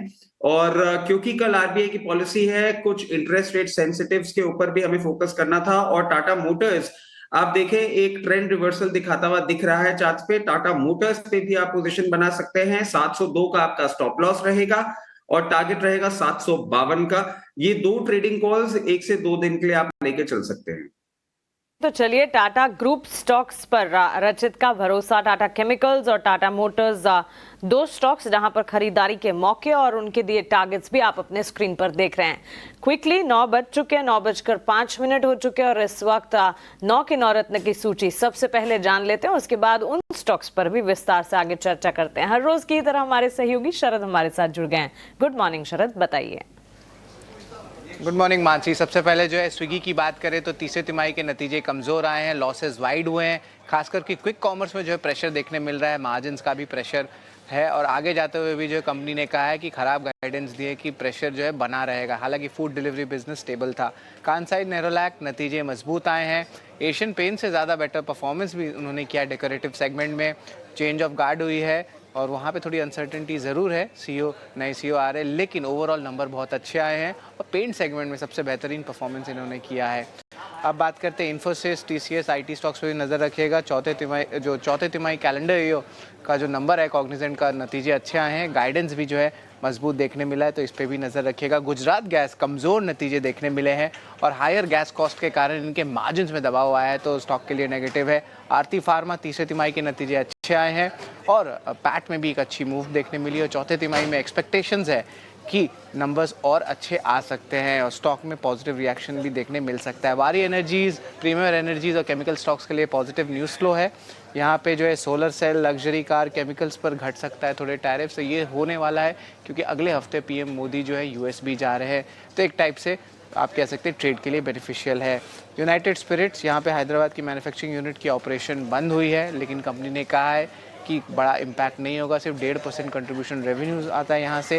वहीं मैक्स फाइनेंशियल की बात करें तो CLSA की आउट परफॉर्मेंस की रेटिंग बरकरार है। लक्ष्य की बात करें तो 1280 रुपये प्रति शेयर पर और उसका टॉप पिक रहता है इस सेक्टर में। आखिर में हमारा big bold brokerage Afcons Infra पे नज़र रखिएगा। जेफरीज की जो है रिपोर्ट आई है, खरीदारी की राय है और यहाँ पे लक्ष्य जो है 580 रुपये प्रति शेयर का रखा है, तो इन स्टॉक्स पे ज़रूर नज़र रखिएगा।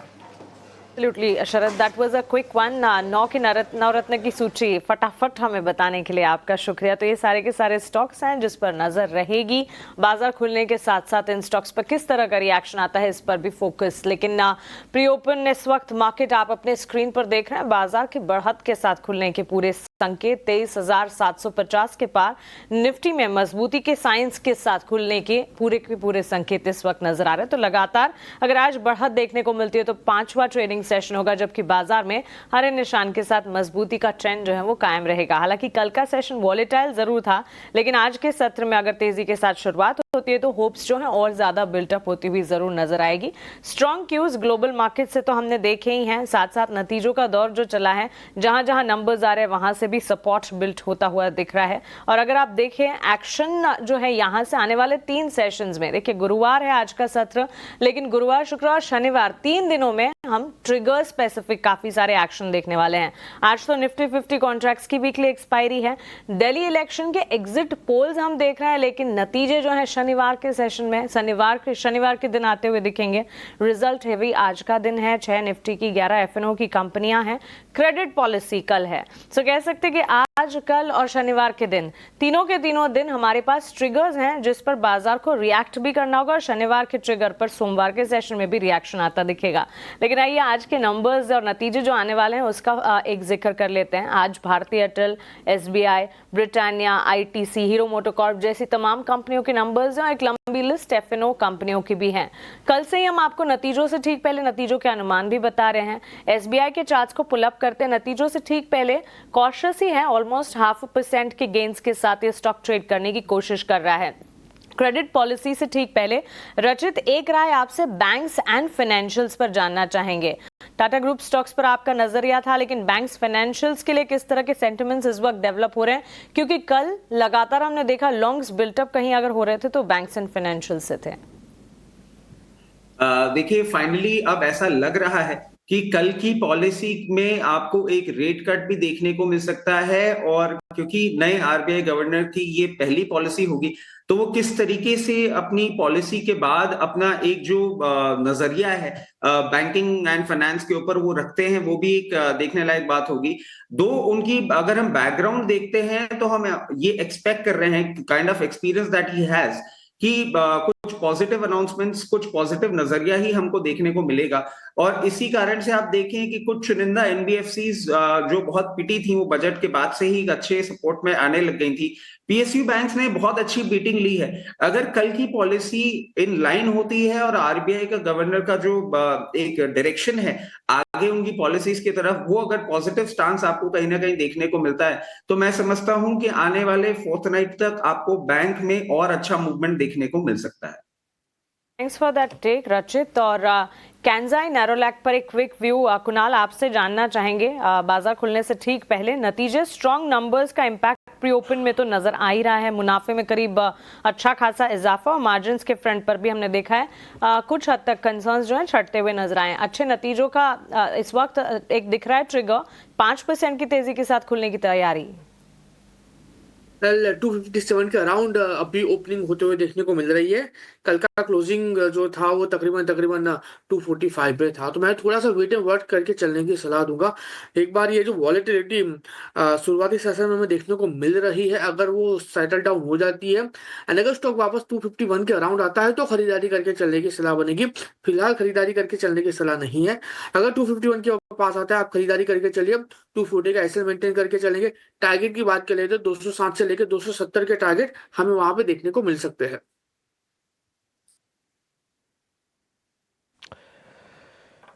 ठीक है, तो मार्केट अब कर रहा है जरा ओपनिंग की तैयारी। हम भी जरा देख लेते हैं कि बाजार में अब क्या क्या आज देखने को मिलेगा। खैर 125 पॉइंट ऊपर अगर आप बैंक निफ्टी को देख पा रहे हैं तो अच्छी चीज़ ये है कि 50-500 के निकट है, बट पार नहीं है।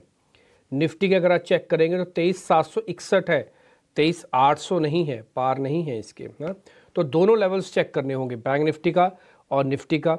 निफ्टी के लिए I repeat my self 23,800 important level है, और बैंक निफ्टी के लिए 50-500 का लेवल है। 27 सेकंड बाद मार्केट खुल जाएगा। आज के जो बढ़ने वाले शेयर्स हैं जिनमें बढ़िया ट्रेड आपको बढ़िया मौका मिल सकता है, उन शेयरों के पहले बड़े शेयरों की सूची बताऊं तो ट्रेंट है, काफ़ी दिनों से टूट रहा था, आज चलेगा थोड़ा। इन्फोसिस है, एनटीपीसी है, विप्रो है, और जो कमज़ोर शेयर है अपोलो हॉस्पिटल, रिलायंस थोड़ा कमज़ोर खुल रहा है, एम&एम और एचडीएफसी लाइफ है। ये कुछ एक कमज़ोर शेयर्स के खुलने की शुरुआत हो रही है। खैर मार्केट की ओपनिंग के लिए हो जाइए तैयार। बेल रिंग हुई और बाजार हो गया ओपन। 75 पॉइंट ऊपर इस समय निफ्टी, और 90 पॉइंट ऊपर सिर्फ बैंक निफ्टी है। थोड़ा वेट एंड वॉच करने की ज़रूरत है। एचडीएफसी की ओपनिंग आज अच्छी नहीं हुई, 500 रुपये नीचे है इस समय। रिलायंस इस समय बिल्कुल फ्लैट है। देखते हैं क्या होता है। दोनों के आज के हाईज़ मैं आपको बता देता हूँ। ये हाईज़ इसलिए बता रहा हूँ ताकि आप इसको नोटिस कर रखें। 23,773, ठीक है। आज हम तभी बढ़ेंगे जब हम 23,777 को पार करेंगे। आई रिपीट, ठीक है। और बैंक निफ्टी में आज का हाई लगा है 50,553 का। आज 50,553 बैंक निफ्टी पार होने पर ही हम बढ़ेंगे, नहीं तो फिलहाल अभी साइडवेज रह सकते हैं। साइडवेज और बढ़ने की जो प्रोबेबिलिटी है, फर्स्ट हाफ में साइडवेज और सेकंड हाफ में बढ़ने की प्रोबेबिलिटी थोड़ी ज़्यादा है, तो इसलिए अगर आप एग्रेशन नहीं भी दिखाएंगे तो शायद काम चल सकता है। निफ्टी का आईटी इंडेक्स अपने आप में बताने के लिए सफिशिएंट है कि आज इसने गैप किया हुआ है, और आज आईटी के अंदर आप चेक करना चाहे पोजीशंस को चेक भी कर सकते हैं।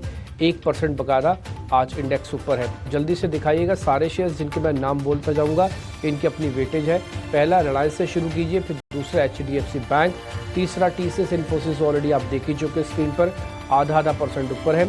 HUL भी करीब 1/4% ऊपर है। ये रिलायंस इस समय फ्लैट है। इकलौता एक एचडीएफसी बैंक आपको दिखेगा, यहाँ पे थोड़ा दबाव है। एक काम करो, LNT और दिखा दो, एक बार जरा LNT और देख लेते हैं। तो 6 शेयरों की सूची में से अभी तक करीब 5 शेयर आपको हरे निशान में, ऑल्दो वो बढ़े हुए ज़्यादा नहीं है, बट वो हरे निशान में। LNT भी आपको हरे निशान में ही दिख रहा है, ठीक। तो इसलिए मार्केट शायद थोड़ा साइडवेज रहेगा, लेकिन मेरे को ऐसा कोई प्रॉब्लम नहीं दिख रही है। मैं आपको फ्रैंकली बता रहा हूँ, मेरे को अभी तक ना ही ऐसा कोई प्रॉब्लम दिख रही है, ना ही कोई दिक्कत अभी तक दिख रही है। देखते हैं क्या होता है। और कल का जो मूव था हल्की सी गिरावट निफ्टी का, वो एक तो साइडवेज है। नहीं तो मैंने आपको कहा ना, आप बार बार चलाओगे ना मार्केट को तो फिर फोमो हो जाता है, फिर वो फैक्टर आपको गलत डिसीजन लेने लगता है। इसलिए जैसा चल रहा है ये बिल्कुल ठीक चल रहा है। इवेंट की रिस्पेक्ट कर रहा है, इवेंट से पहले कंसोलिडेट कर रहा है, कुछ पोजीशंस को बढ़ा भी रहा है।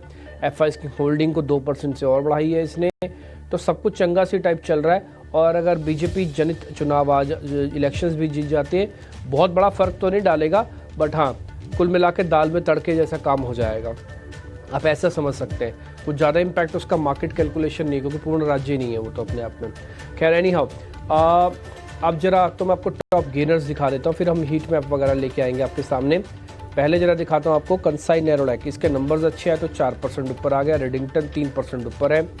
दिखाइए जरा कमिंस इंडिया, इसके नंबर्स सब लोग बता रहे मिले जुले हैं, लेकिन मेरा डाटा यही कह रहा था कि कमिंस इंडिया एक बेहतरीन ट्रेड है। और एक कल परसों से जब चलना शुरू हुआ था तब भी हमने कई बार कमिंस और सिमिंस दोनों के बारे में पूछा। आज बकायदा पोस्ट नंबर्स 3% ऊपर है। नौकरी भी करीब 2% ऊपर आ चुका है। बजाज फाइनेंस ने आज साल का हाई टेस्ट किया है खुलते ही, ठीक। बजाज फाइनेंस का आज का नया हाई आप देख पा रहे हैं। इसके अलावा आज जो कमज़ोर शेयर है उसमें तेजस नेटवर्क नीचे है 2%, 3% ज़रा पेज इंडस्ट्रीज टूट चुका है। सीसीएल प्रोडक्ट में भी करीब 2% तक के नुकसान है। और गुजरात गैस के नंबर्स भी थोड़े ठीक नहीं थे, तो प्रेशर आपको यहाँ पर भी देखने को मिल रहा है। बड़े शेयरों की अगर कैटेगरी चेक करें तो अपोलो हॉस्पिटल्स 1.5% नीचे है और बजाज फाइनेंस 1.5% ऊपर है। अगर आप पहले 5 शेयर चेक कर रहे हैं तो उसमें से 3 आईटी के हैं, पहला विप्रो, दूसरा इन्फोसिस, तीसरा टेक महिंद्रा। तो आईटी इंडेक्स चलता है तो बैंक को थोड़ा सा पीछे हटना पड़ता है, बट फिर भी कोई दिक्कत नहीं। और आप देखिए वापस से निफ्टी और बैंक निफ्टी कंसोलिडेट कर रहे हैं। बैंक निफ्टी ने फिर से स्पीड पकड़ी हुई है थोड़ी सी, और देखते हैं एचडीएफसी और कितनी हेल्प करता है। एक्सिस बैंक बढ़िया ब्रेकआउट दे रहा है। किसी को अगर लंबी अवधि के लिए रखने हो ना बैंक्स, तो 2 बैंक जरूर हम अपने मेहमान से पता कर लेंगे। पहला कोटक महिंद्रा बैंक और दूसरा एक्सिस बैंक। ऑल्दो आईसीआईसी भी ठीक है, बट एक्सिस और कोटक के अंदर अच्छा परसेंटेज गेन आ सकता है अगर आप लंबी अवधि के लिए इन शेयर्स को रखते हैं तो। बट फिर भी एक बार वित्तीय सलाहकार से पूछ लीजिएगा, ये तो मेरा अपना निजी असेसमेंट है, ये डिस्क्लोजर के साथ। फर्स्ट हाफ पूरी तरह से वेट एंड वॉच करेगा, सेकंड हाफ ज़्यादा इंपॉर्टेंट है, क्योंकि सेकंड हाफ में आप पॉलिसी का बेस या एग्रेशन या लोगों का मनोभाव वो आप देख पाएंगे, फर्स्ट हाफ में नहीं दिखेगा। फर्स्ट हाफ में तो आप यही देखेंगे, अच्छा पहले आप करके दिखाते हो कि पहले मैं करके दिखाता हूँ, सर्टेन टाइप दिखेगा। तो इसलिए मार्केट में फर्स्ट हाफ में मेरे को लगता नहीं बहुत एग्रेशन आएगा। बजाज फाइनेंस भी आप हीट मैप में देख पा रहे थे, निफ्टी का टॉप गेनर्स है। इसके अलावा विप्रो, बीपीसीएल थे। निफ्टी बैंक के अंदर federal bank of Baroda, IndusInd bank, ये कुछ एक बढ़ने वाले शेयर्स हैं। कोटक के अंदर आज हल्का प्रेशर देखने को मिल रहा है, करीब आधे % के आसपास का। कुछ और सेक्टर्स फटाफट से फायर करते हैं। ये निफ्टी आईटी इंडेक्स में ज़्यादा ध्यान देने वाला इन्फोसिस है और दूसरा टीसीएस है। अपने वेटेज का कमाल दिखाते हैं। जब ये दोनों खड़े हो जाए फिर आप मिड कैप चुन लिया कीजिए, तब आपको क्या कुशन मिल जाएगा ट्रेड करवाने के लिए।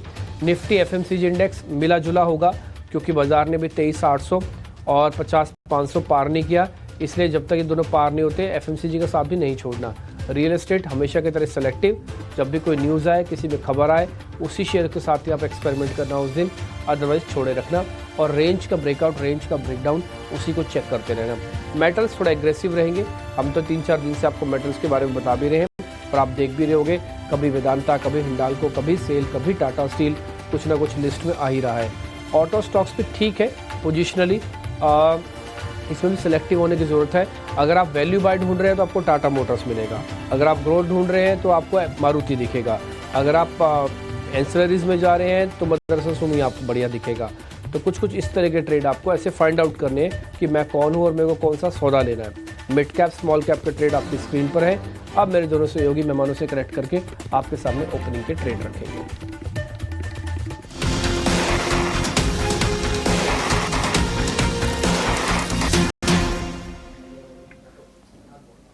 Yet another strong start to the market, 23,700 के लेवल्स के पार इस वक्त निफ्टी खड़ा हुआ। अच्छा खासा एक्शन, सेक्टर स्पेसिफिक मूव्स भी नजर आ रहे हैं। Nifty IT sector of the day इस वक्त mid cap, small cap slightly इन green. Benchmarks mid cap, small cap या ब्रॉडर मार्केट्स के मुकाबले इस वक्त ज्यादा परफॉर्म करते हुए, और इस बीच लगातार तिमाही नतीजों का जो सेशन चल रहा है उसका एक इम्पैक्ट है जो कि बाजार पर लगातार स्टॉक स्पेसिफिक आप देख पाएंगे। आइए हमारे एक्सपर्ट से जानते हैं किस तरह से देख रहे हैं बाजार की इस शुरुआत को और शुरुआती रुझान में कौन से स्टॉक्स हैं जो कि इनके रेडार पर हैं। Naresh, let's start with you. Good morning. Market में हम देख रहे हैं लगातार कुछ सेशन से अच्छा खासा एक्शन तो देखने को मिल रहा है। बैंक्स, फाइनेंशियल्स बाजार को संभाल रहे थे, डिफेंसिव्स में अच्छा एक्शन हमने देखा और आज IT sector post Cognizant numbers radar पर आया है। आपकी राय क्या होगी? नहीं तो बीएफएसआई के आप आने के पहले I think my comment was very clear कि बीएफएसआई पे हम ऑप्टिमिस्टिक और पॉजिटिव रहेंगे, क्योंकि आई थिंक काफी जो हम रेटिंग्स और रैंकिंग्स देखते हैं मार्केट्स में ये इंडिकेट कर रही है काफी ऑप्टिमिज्म, और हमें लगता है आई थिंक नंबर्स भी इसको बैक कर रहे हैं। तो कहीं ना कहीं आई थिंक जो नंबर्स आए थे पिछले तिमाही में, जो ये तिमाही के नंबर्स काफी बैंक्स के आ चुके हैं, प्राइवेट हो पब्लिक हो, आई थिंक काफी एनकरेजिंग है और यही पॉइंट करते हैं कि जो काफी कुछ पैरामीटर्स हम देख रहे हैं इसमें सुधार ही देखने मिलेगा। Obviously with expectations of a rate cut expected tomorrow and one more down the line in the next few months as well, or the next 2 quarters as well. कहीं ना कहीं आई थिंक जो नेक्स्ट फाइनेंशियल ईयर का एक total borrowing cost है ये थोड़ा कम होगा, which will give a huge relief उनके स्प्रेड निम्स और स्प्रेड्स के लिए। और generally I think balance sheet growth looks very very stable, so BFS as a space looks very very good. जहां तक आईटी सेक्टर का सवाल रहा है, मुझे लगता है आई थिंक यहाँ भी नंबर्स जो मिड कैप आईटी सेक्टर के रहे हैं, जैसे हम बार बार मानते जा रहे हैं, I think have been exceptional. Obviously valuations अगर आप देखते हैं are through the roof, तो आपको ये बैलेंस करना पड़ेगा कि जो वैल्यूएशंस है और जो रिस्क रिवॉर्ड है, जो हम लेट स्टेज बेसिस भी देखते हैं मार्केट इन इंडिया में, which correspond to how valuation stack up is probably happening, ये थोड़े I think overheated at this juncture, but obviously numbers are coming through and numbers will keep on coming through, तो शायद ये elevated valuations थोड़े समय तक रह सकते हैं। बट जो इन्वेस्टर्स के पास है उन्हें रहना चाहिए some qualitative stocks, as I time and again mentioned in the mid cap space, तो कोफोर जो परसिस्टेंट हो, एफिसिस हो। Obviously you have to track कि हर तिमाही में नंबर्स कैसे आते हैं, मैनेजमेंट कमेंट्री कैसी है, बट अग्रेसिव पोजीशन शायद मिड कैप स्पेस में ये लेवल्स पे मेरे हिसाब से नहीं लेनी चाहिए because of all these factors. Absolutely, that was a fundamental take इस वक्त बाजार पर। लेकिन चलिए क्विकली हमारे टेक्निकल एक्सपर्ट से जानते हैं उनके रेडार पर कौन से स्टॉक्स हैं। कुणाल, शुरुआत आपसे करेंगे, बताएं कौन से स्टॉक्स हैं बाजार की शुरुआत के साथ साथ आपके रेडार पर।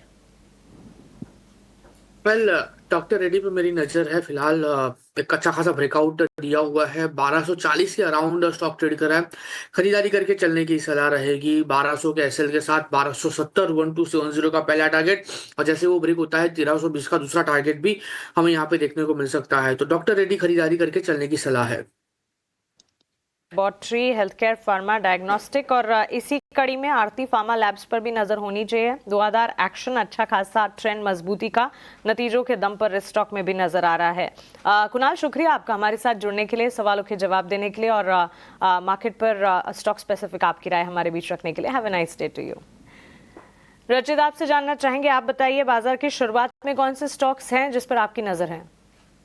देखिए, जिस तरीके से आज बाजार जिस जंक्चर पे बैठा हुआ है, मैं 2 ट्रेडिंग कॉल लेकर आया था, उन्हीं पे स्टिक अराउंड करना चाहूंगा। इनफैक्ट एक का टारगेट हिट होने वाला है, आपका टाटा केमिकल 957.45 का एक हाई हिट कर चुका है। आई एम प्रीटी श्योर इसका दूसरा टारगेट भी आज हिट होना चाहिए, क्योंकि आज देखिए एक्सपायरी है, कल पॉलिसी है, और जिस तरीके से कल एक मूवमेंट था, I would not expect much of movement in the market. Second half में जरूर एक शॉर्ट कवरिंग अपसाइड रैली आपको देखने को मिल सकती है।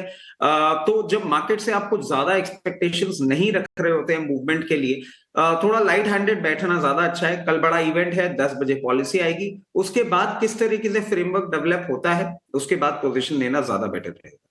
That's actually a rational approach. इस वक्त मार्केट के सेंटिमेंट्स को ध्यान में रखते हुए पॉजिटिव स्टांस जरूर बाजार दिखा रहा है, लेकिन बड़े इवेंट से ठीक पहले इस वक्त मार्केट है, तो इस पर भी खासा गौर होना चाहिए। लेकिन कमेंट्स इंडिया के चार्ट्स पर मयूरेश, एक राय आपसे जानना चाहेंगे। देखिए, inline set of numbers, in fact अच्छे नतीजे यहाँ पर देखने को मिले और इसके ठीक बाद स्टॉक में हम पॉजिटिव रिएक्शन भी देख रहे हैं। करीब 1.5 से 2% की तेजी है। रेवेन्यूज में करीब 21-22% की तेजी, सालाना आधार पर आंकड़े, मार्जिन के लिहाज से थोड़ा सा कंसर्न जरूर देखने को मिली, लेकिन मुनाफा भी करीब 11-12% बढ़ा। इस पूरे स्पेस को आप कैसे देख रहे हो? फंडामेंटली आपका आउटलुक कमेंट्स इंडिया जैसे काउंटर क्या होगा? क्योंकि हम देख रहे हैं fundamentally there are lot of points जो कि स्टॉक के हक में इस वक्त है। और पूरे स्पेस के हक में भी Mansi, I think I was just mentioning in my opening remarks when I joined कि जो सप्लीमेंट्री ग्रांट्स मिली है स्टेट्स को towards capital expenditure is to the tune of 4.27 lakh crore, इसलिए जो ओवरऑल कैपिटल एक्सपेंडिचर है ये लगभग 15.5 लाख करोड़ है compared to 13.5 lakh, 13.18 lakh crore for the last budget, which is a 17-18% increase. तो ये कम अमाउंट नहीं है जो हमें देखना चाहिए in the lieu of allocation towards capital expenditure as a percentage of GDP. Similarly, I think जो capital good कंपनियां हैं, based on this fact itself, ऐसे लग रहा था कि ऑर्डर शायद कम होते जाएंगे, पर मुझे लगता है आई थिंक ऑर्डर्स ठीक ठाक रहने चाहिए। जो गवर्नमेंट का फोकस है इंफ्रास्ट्रक्चर डेवलपमेंट में, manufacturing as a percentage to take it from 16 to 25% over the next 5 years. I think the path is very well laid out. वो डिफेंस हो, रेलवेज हो, इंफ्रास्ट्रक्चर हो, मेट्रो कोचेस हो, generally I think manufacturing as a prowess to probably take India on the global stage as far as exports are concerned, और अपनी internal आत्मनिर्भरता के लिए भी ये ग्रो ही होते जाएंगे। I think margins are decent at which these orders are coming. Working capital companies के ठीक ठाक रह रहे हैं because of these strict timelines that they are following. Obviously, I think Q3 was expected to be a little bit mixed, क्योंकि I think जो order flows आए थे, specifically by the fag end of Q3, lot of companies would not have been able to execute that. इसलिए I think जो genuine अभी numbers दिखेंगे ये शायद Q4, Q1 में दिखेंगे. Then you will typically enter into a quarter which is sluggish because of monsoons. And second half में वापस recovery आ सकती है with the kind of capital expenditure जो एक आवंटन है, इसको मद्देनजर रखते हुए. I am not at all bearish on this sector. In fact, मैं तो positive रहूंगा on a few stocks within this sector. Cummins को लेकर, कैपिटल गुड्स को लेकर ये भी हो, लेकिन बाजार पर नजर डालिए, निफ्टी भी लाल निशान में आपको दिखेगा और निफ्टी बैंक की भी जो शुरुआती स्ट्रेंथ थी उसको गंवाकर अब 50 अंक नीचे कारोबार कर रहा है 50,300 के आसपास। हालांकि एडवांस डिक्लाइन रेशियो देखेंगे तो आज ना तो बहुत ज्यादा अच्छा है ना ही खराब है। 1326 शेयर आज मजबूती वाले हैं और करीब 900 शेयर मजबूती के साथ कारोबार कर रहे हैं, तो एक संतुलन वाली स्थिति बाजार में फिलहाल दिख रही है। एक स्टॉक जहां पर हम लगातार अच्छे मूव्स देख रहे हैं वो है डीएलएफ का। आज भी शुरुआत अच्छी की है, करीब 2% के आसपास की तेजी है। रचित, आपसे जानना चाहेंगे, डीएलएफ लगातार चल रहा है और सामने क्रेडिट पॉलिसी है, अगर दरों में कटौती आती है तो निश्चित तौर पर पूरे रियल एस्टेट शेयरों को फायदा होगा। एक और अच्छी चीज इसके लिए है कि सीएलएसए ने इसको हाई कन्विक्शन लिस्ट में शामिल किया है डीएलएफ के शेयर को। कितनी तेजी आप देख रहे हैं? 700 से लगातार मोमेंटम में शेयर है ये।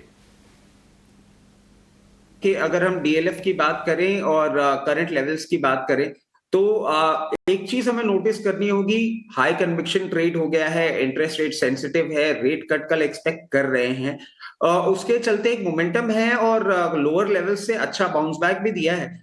मैं समझता हूं ये रैली एट अराउंड 810 रुपीज तक और आपको देखने को मिल सकती है। 810, 835 ये दो लेवल्स तक जरूर आपको अपसाइड देखने को मिल सकता है। अगर आपकी पोजीशन है इसमें तो आप उसको बनाए रखें। Fresh position at current levels कल के इवेंट के पहले नॉट एडवाइजेबल पोजीशन है, मेंटेन करें। और अगर आपको पोजीशन पे थोड़ा सा सिक्योर भी रहना है तो मैं समझता हूं कि आप इसमें एक और स्टॉप लॉस भी लेके चल सकते हैं 758 का।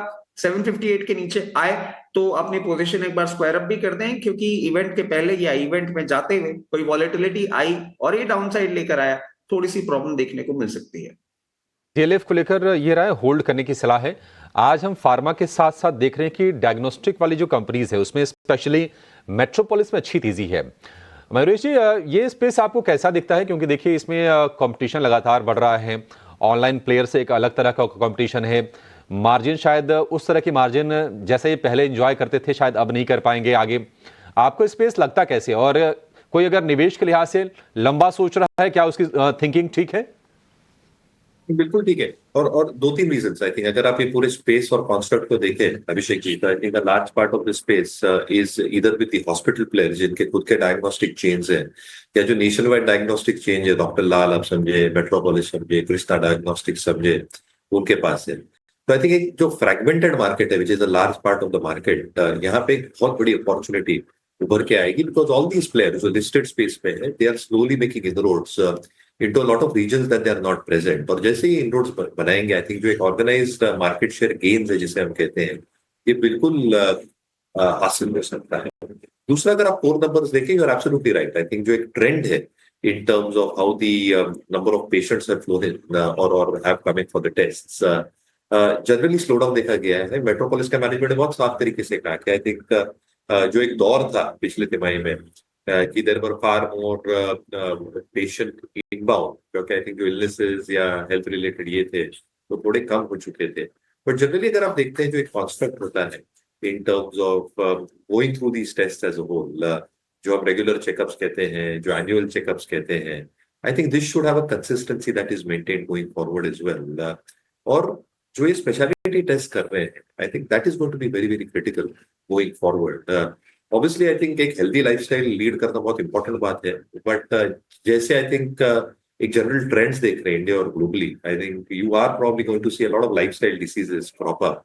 और इसलिए आई थिंक एक larger term trend is obviously going to be that these tests will keep on growing, specifically I think specialty और semi specialty segment में। डॉक्टर लाल के बैलेंस शीट पे कैश है, मेट्रोपोलिस के नंबर जो आए थे रेवेन्यू पर पेशेंट 9 months के लिए, if I'm not mistaken, is close to around 500 odd rupees, and this should be showing some signs of stability and improvement as we head forward with more consolidation happening within the industry as well। तो industry के लिए dynamics tailwinds काफी, but numbers मुझे लगता है think किस तरह से इंप्रूव होते हैं will really depend in terms of their business model, how they expand there centres. और जैसे नए सेंटर्स उभर के आएंगे, इनिशियल हिट बैलेंस शीट पे आएंगे because of maturity of these centres to be achieved, but as they gain market share through the unorganised players, मुझे लगता है लॉन्गर टर्म रेवेन्यू ग्रोथ ये सेक्टर के लिए काफी अच्छी है। अपॉर्चुनिटी बिल्ड होते हुए दिखेंगी इस स्पेस में। पेंट वाले शेयरों की बात करें तो कंसाई नेरोलैक के नंबर अच्छे आए थे, शेयर में आज हम अच्छी तेजी देख रहे हैं और उन्होंने नया सीईओ भी बनाया है, उसकी भी खबर आई है। तो आज आप देखेंगे कि जो फ्रंटलाइन वाली जो कंपनीज हैं ना, कंसाई हो गया या फिर एशियन पेंट्स, थोड़ी सी बाइंग है, बर्जर में थोड़ी सी बाइंग दिख रही है। बाकी जो छोटी कंपनीज हैं जिनका शेयर थोड़ा कम है, इंडिगो या फिर शालीमार पेंट्स, एक्जो नोबेल, वहां पर आपको थोड़ी थोड़ी कमजोरी दिखेगी। लेकिन चार्ट के लिहाज से अगर आपसे जानना चाहें रचित, तो आपको तीनों में से ठीक क्या लग रहा है? बर्जर क्या बेहतर है एशियन पेंट से और कंसाई नेरोलैक से?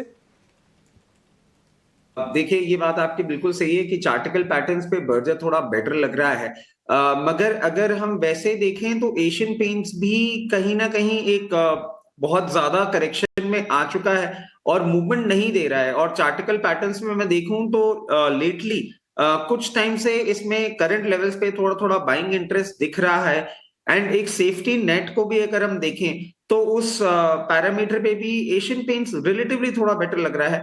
तो अगर आपको इस सेक्टर में बेट लेनी ही है तो एशियन पेंट्स पे करंट लेवल्स पे एक डिसेंट बेट दिख रही है, और अगर आप यहाँ पे बेट लेने के लिए स्टॉप लॉस पूछेंगे तो अराउंड 2280 का स्टॉप लॉस आएगा, और बहुत इमीडिएट टारगेट जो हमको देखने को मिल सकता है दैट वुड बी अराउंड 2520।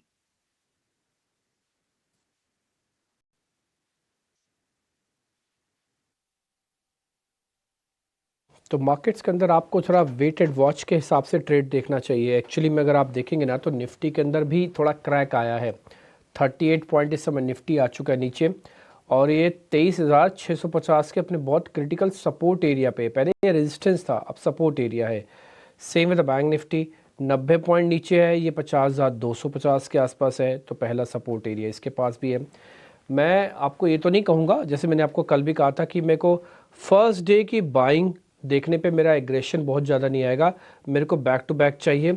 और दूसरा, थोड़ा इवेंट से पहले, क्योंकि आपने क्रिटिकल लेवल पार नहीं किए हुए हैं, इसलिए थोड़ा वेट एंड वॉच करना।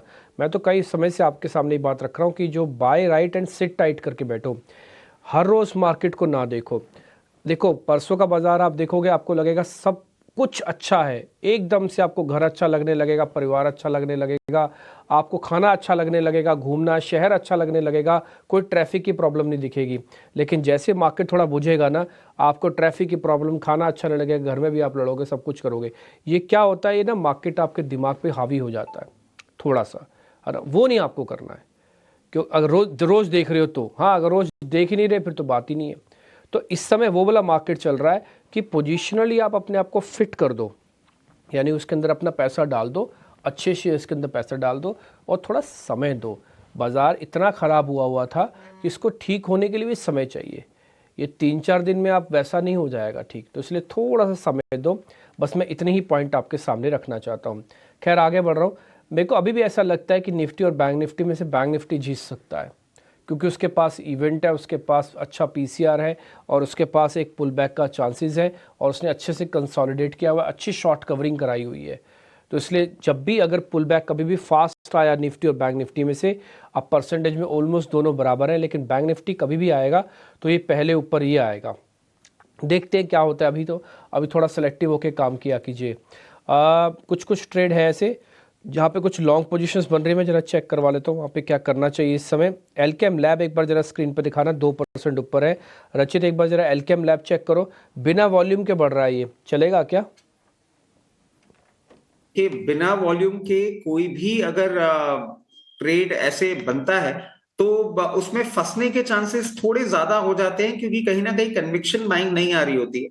और जब आप ऐसे इवेंट के सामने और मार्केट के नियर टर्म एक टॉप पे बैठे होते हैं तो एडवाइजेबल यही रहता है कि ऐसी ट्रेड से थोड़ी सी दूरी बना के रखी जाए।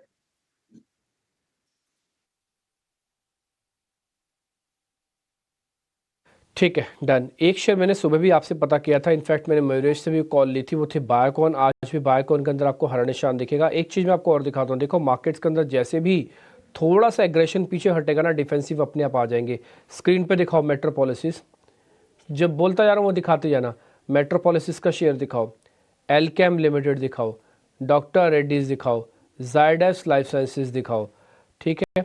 इसके अलावा आप दिखाओ सन फार्मा, बायोकॉन, सिप्ला, डेविस लैब, इप्का लैब, ये सारे के सारे फार्मा के शेयर हैं, सारे ल्यूपिन, है ना। आपको एक भी शेयर ऐसा नहीं दिखेगा जो थोड़ा कमज़ोर हो या वो डेज हाई ना टेस्ट कर रहा हो, जबकि मार्केट ऊपर से नीचे आया। ये साफ बता रहा है कि एग्रेशन के अंदर थोड़ी सी कमी हुई है, इसलिए डिफेंसिव को आगे आना पड़ा। लेकिन इससे भी साफ समझ में आ रहा है कि मार्केट अपने आप को कंसोलिडेट करेगा, पूरी तरह से बाजार को छोड़ेगा नहीं। पहले क्या होता था कि डिफेंसिव भी छूट गया, आईटी भी छूट गया, बैंक भी छूट गया, बाजार भर भरा के नीचे आ रहा है। अब ऐसा नहीं हो रहा। बाजार अगर नीचे जा रहा है तो अपने डिफेंसिव को बोल रहा है कि आप जाओ आगे, आप थोड़ा मोर्चा संभालो, हम थोड़ा पीछे हटे हुए हैं अभी। तो एक कुछ वैसा है। और एक वेरी गुड साइन, ये इवेंट से पहले अच्छे मैच्योर मार्केट की पहचान होती है। मैं तो अपने कई साल के एक्सपीरियंस से बेसिस पर बता रहा हूँ आपको, ये अच्छे मैच्योर मार्केट की पहचान होती है। एक और काम करते हैं जरा रचित से, मैं एक शेयर और पता कर लेता हूँ जहाँ पर आज पोजीशंस बन रही है। कमिंस इंडिया और कितना चलेगा रचित? देखिए कमिंस इंडिया में थोड़ा सा मैं कंफ्यूज था, बट फिर मैंने बैक स्टेज आपकी कमेंट्री भी सुनी और कहीं ना कहीं अब कमिंस में मेरा कन्विक्शन अच्छे से बन गया है। और आप यहाँ पे देखें, अगर करंट लेवल्स पे जिस तरीके से मेंटेन कर रहा है, मैं समझता हूं आपको नियर टर्म में, मतलब वीक एंड हाफ में 30 to 50 का लेवल बहुत इजीली देखने को मिल सकता है। तो कमिंस इंडिया में और अभी अपसाइड दिख रहा है। ठीक है, 113 पॉइंट चले गए हैं बैंक निफ्टी के और करीब करीब 35 पॉइंट चले गए हैं निफ्टी के। परसेंटेज में तो हो ही रहा है थोड़ा बहुत। ये अपने क्रिटिकल सपोर्ट एरियाज को भी टेस्ट करने के लिए पहुंचे हुए हैं, जैसे मैंने आपको बताया। नरेश मेरानी इस बीच हमारे साथ जुड़ चुके हैं।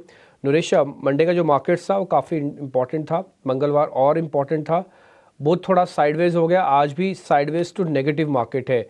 ज़्यादा चिंता की बात तो नहीं है ना? ये जो मेहनत करके आए हैं शॉर्ट कवरिंग से, ये खराब तो नहीं होने जा रही? देखिए, तो कल इवेंट भी है, तो जनरली हम देखते हैं कि जब इवेंट में जा रहे हैं तब एक दिन पहले बड़ा मोमेंटम नहीं होता। तो अगर आज हम पॉज करें इसी जोन में 23,650 से 23,800 में, तो काफी नॉर्मल होगा। तो नॉर्मल लगता है, यानी कि आपको ना ज़रा बड़ी प्रॉब्लम दिखती है ना ही ज़रा बड़ा गेन दिखता है। एक बार ज़रा मेरे स्क्रीन वाला निफ्टी का चार्ट दिखाइएगा आप, तो आपको देखिए मैंने आज सुबह भी यही पॉइंट आपको नोटिस कराया था, मैं फिर से वही पॉइंट नोटिस कराता हूँ। हम एक बहुत ही नाजुक दौर से गुजर रहे हैं, बहुत ही नाजुक दौर से। ये पूरा ट्रेंड आप देख रहे हैं डाउनवर्ड स्लोपिंग है, यानी कि अक्टूबर से टूटते टूटते हम यहाँ तक पहुँचे हुए हैं। ये 200 दिन और 50 दिन की एवरेज है, पुल बैक आ चुका है, पुल बैक यहाँ पे आके कंप्लीट भी हो चुका है। अब तो एग्रेशन की बारी थी, यानी कि ग्रोथ की बारी है, वो एब्सेंट हो रही है।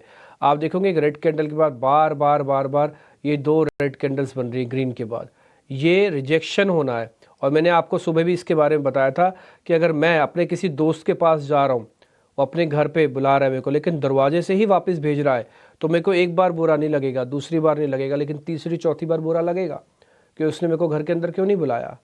तो ऐसे ही बार बार 23,800 का और 50,500 का रिजेक्शन नहीं आना चाहिए। आज फिर से आया, कल भी आया था, अगर ये नहीं रहता, बार बार इसको पार नहीं करता, तो फिर थोड़ा वेट एंड वॉच करना पड़ेगा आपको, नहीं तो फिर देखते हैं क्या होता है। ठीक है जी, थोड़ा एग्रेसिव ना होइएगा, ना ही डिप्रेशन ना ही एग्रेशन, शांति से बैठिए। बाजार कहीं नहीं जा रहा, आपको सिर्फ चर्न कर रहा है और कमज़ोर दिल वालों को सिर्फ सिस्टम से बाहर कर रहा है और कुछ भी नहीं कर रहा है। ठीक, आगे बढ़ते हैं। नरेश भाई जरा 2-4 शेयर फटाफट से आपसे पता कर लूँ। पहला है IEX, कल आप इसके बारे में जिक्र कर रहे थे, मेरे को याद है अच्छे से। आपको लग रहा है 200 आ जाएगा सर IEX? तो एक्सपेक्टेशन है कि 195 से 200 बैंड आए। 195 इसलिए कि ये प्रीवियस हाई था दिसंबर में, और ओवरऑल 210 एक मेजर गैप डाउन रेजिस्टेंस है। शॉर्ट टर्म में देखें तो अगर 3 बॉटम बना है 160 पे, इंटरम जो इससे पहले का एक पिक था उसमें 180 हाई बना था, वो भी ब्रेकआउट हो गया है। तो करंटली बाई में है और टारगेट होगा 195-200। नरेश भाई एक शेयर है पेज इंडस्ट्रीज, जरा उसको चेक करोगे आप? पेज इंडस्ट्रीज काफ़ी तेज़ी से टूटा है, आज वॉल्यूम के साथ टूट रहा है, लेकिन इंपॉर्टेंट चीज़ है कि 200 दिनों के एवरेज के बिल्कुल पास आके भी रुक रहा है। एक बार जरा आपका व्यू पॉइंट सर। ये रिजल्ट रिएक्शन है कल के नंबर्स के बाद। 43,500 43,800 एक सपोर्ट है, उसके बिलो अगर सस्टेन करता है तो डाउनवर्ड ट्रेंड शुरू हो जाएगा, मोमेंटम बढ़ जाएगा डाउनसाइड की तरफ, और 41,000 तक भी जा सकता है फिर। इम्पॉर्टेंट है, जिस लाइन को मैंने भी मार्क किया है ना आपके लेवल्स के सामने, वही जो सर भी आपको बता रहे हैं 43,200, ये बड़े इंपॉर्टेंट लेवल्स हैं। ठीक है, ये मैंने देखो चार्ट के साथ आपके मार्क भी कर रखा है। ये 200 दिनों का एवरेज है, गया तो कन्विक्शन पूरी तोड़ देगा ये, और नंबर बैक्ड है तो कोई संभालेगा भी नहीं इसको, क्योंकि नंबर्स खराब होने के बाद कन्विक्शन टूटती है ना, फिर कोई संभालता नहीं। इससे पहले आप देखो कितना बढ़िया एग्रेशन आता था, ये येलो लाइन तो छोड़ो, ग्रीन लाइन से ही कितना बड़े स्ट्रॉन्ग पुल बैक देता था, लेकिन अब ये रिवर्सल का पूरी तरह से कैंडिडेट बन गया है। ये टूटा तो और भी नीचे जा सकता है। ध्यान रखना पेज इंडस्ट्रीज़ वालों, जल्दी एवरेज मत करना अभी, और थोड़ा शांति से बैठे रहो अभी शेयर के साथ। अभी कुछ एक्सपेरिमेंट मत करो इसके साथ अभी आप। Back to studio. तो चलिए, इस वक्त ऊपरी स्तरों से बाजार में कमजोरी हावी होती हुई नजर आ रही है। पॉइंट वाइज अगर आप देखेंगे बेंचमार्क्स में भी गिरावट है और साथ ही ब्रॉडर मार्केट्स में भी बिकवाली का दबाव बिल्कुल। करीब 400 अंकों की गिरावट मिड कैप में इस वक्त नजर आएगी, उतनी ही गिरावट स्मॉल कैप में इस वक्त देखने को मिली है। निफ्टी करीब 100-150 अंकों की बिकवाली झेलता है, बैंक निफ्टी में भी बिकवाली का दबाव, ऑलमोस्ट 300 अंकों की गिरावट, 150 अंकों की गिरावट सेंसेक्स में भी नजर आएगी। लेकिन इस बीच जहां बाजार में वॉलेटिलिटी के साइंस नजर आ रहे हैं, आपको काफी सारे एंट्री अपॉर्चुनिटीज भी मिल जाएंगे। एक्सचेंज एंसिलरीज जहां पर लगातार हम बातचीत भी करते हैं, MCX, CDSL, BSE limited, camps, ये सारे के सारे स्टॉक्स आज कमजोरी दिखा रहे। क्या ये कमजोरी खरीदारी का मौका बन सकती है? नहीं, इस पर भी विस्तार से एक्सपर्ट से बातचीत करेंगे। लेकिन फिलहाल ऑप्शंस के चैंपियन में आइए आपको एक ऑप्शन की दमदार रणनीति बताएं।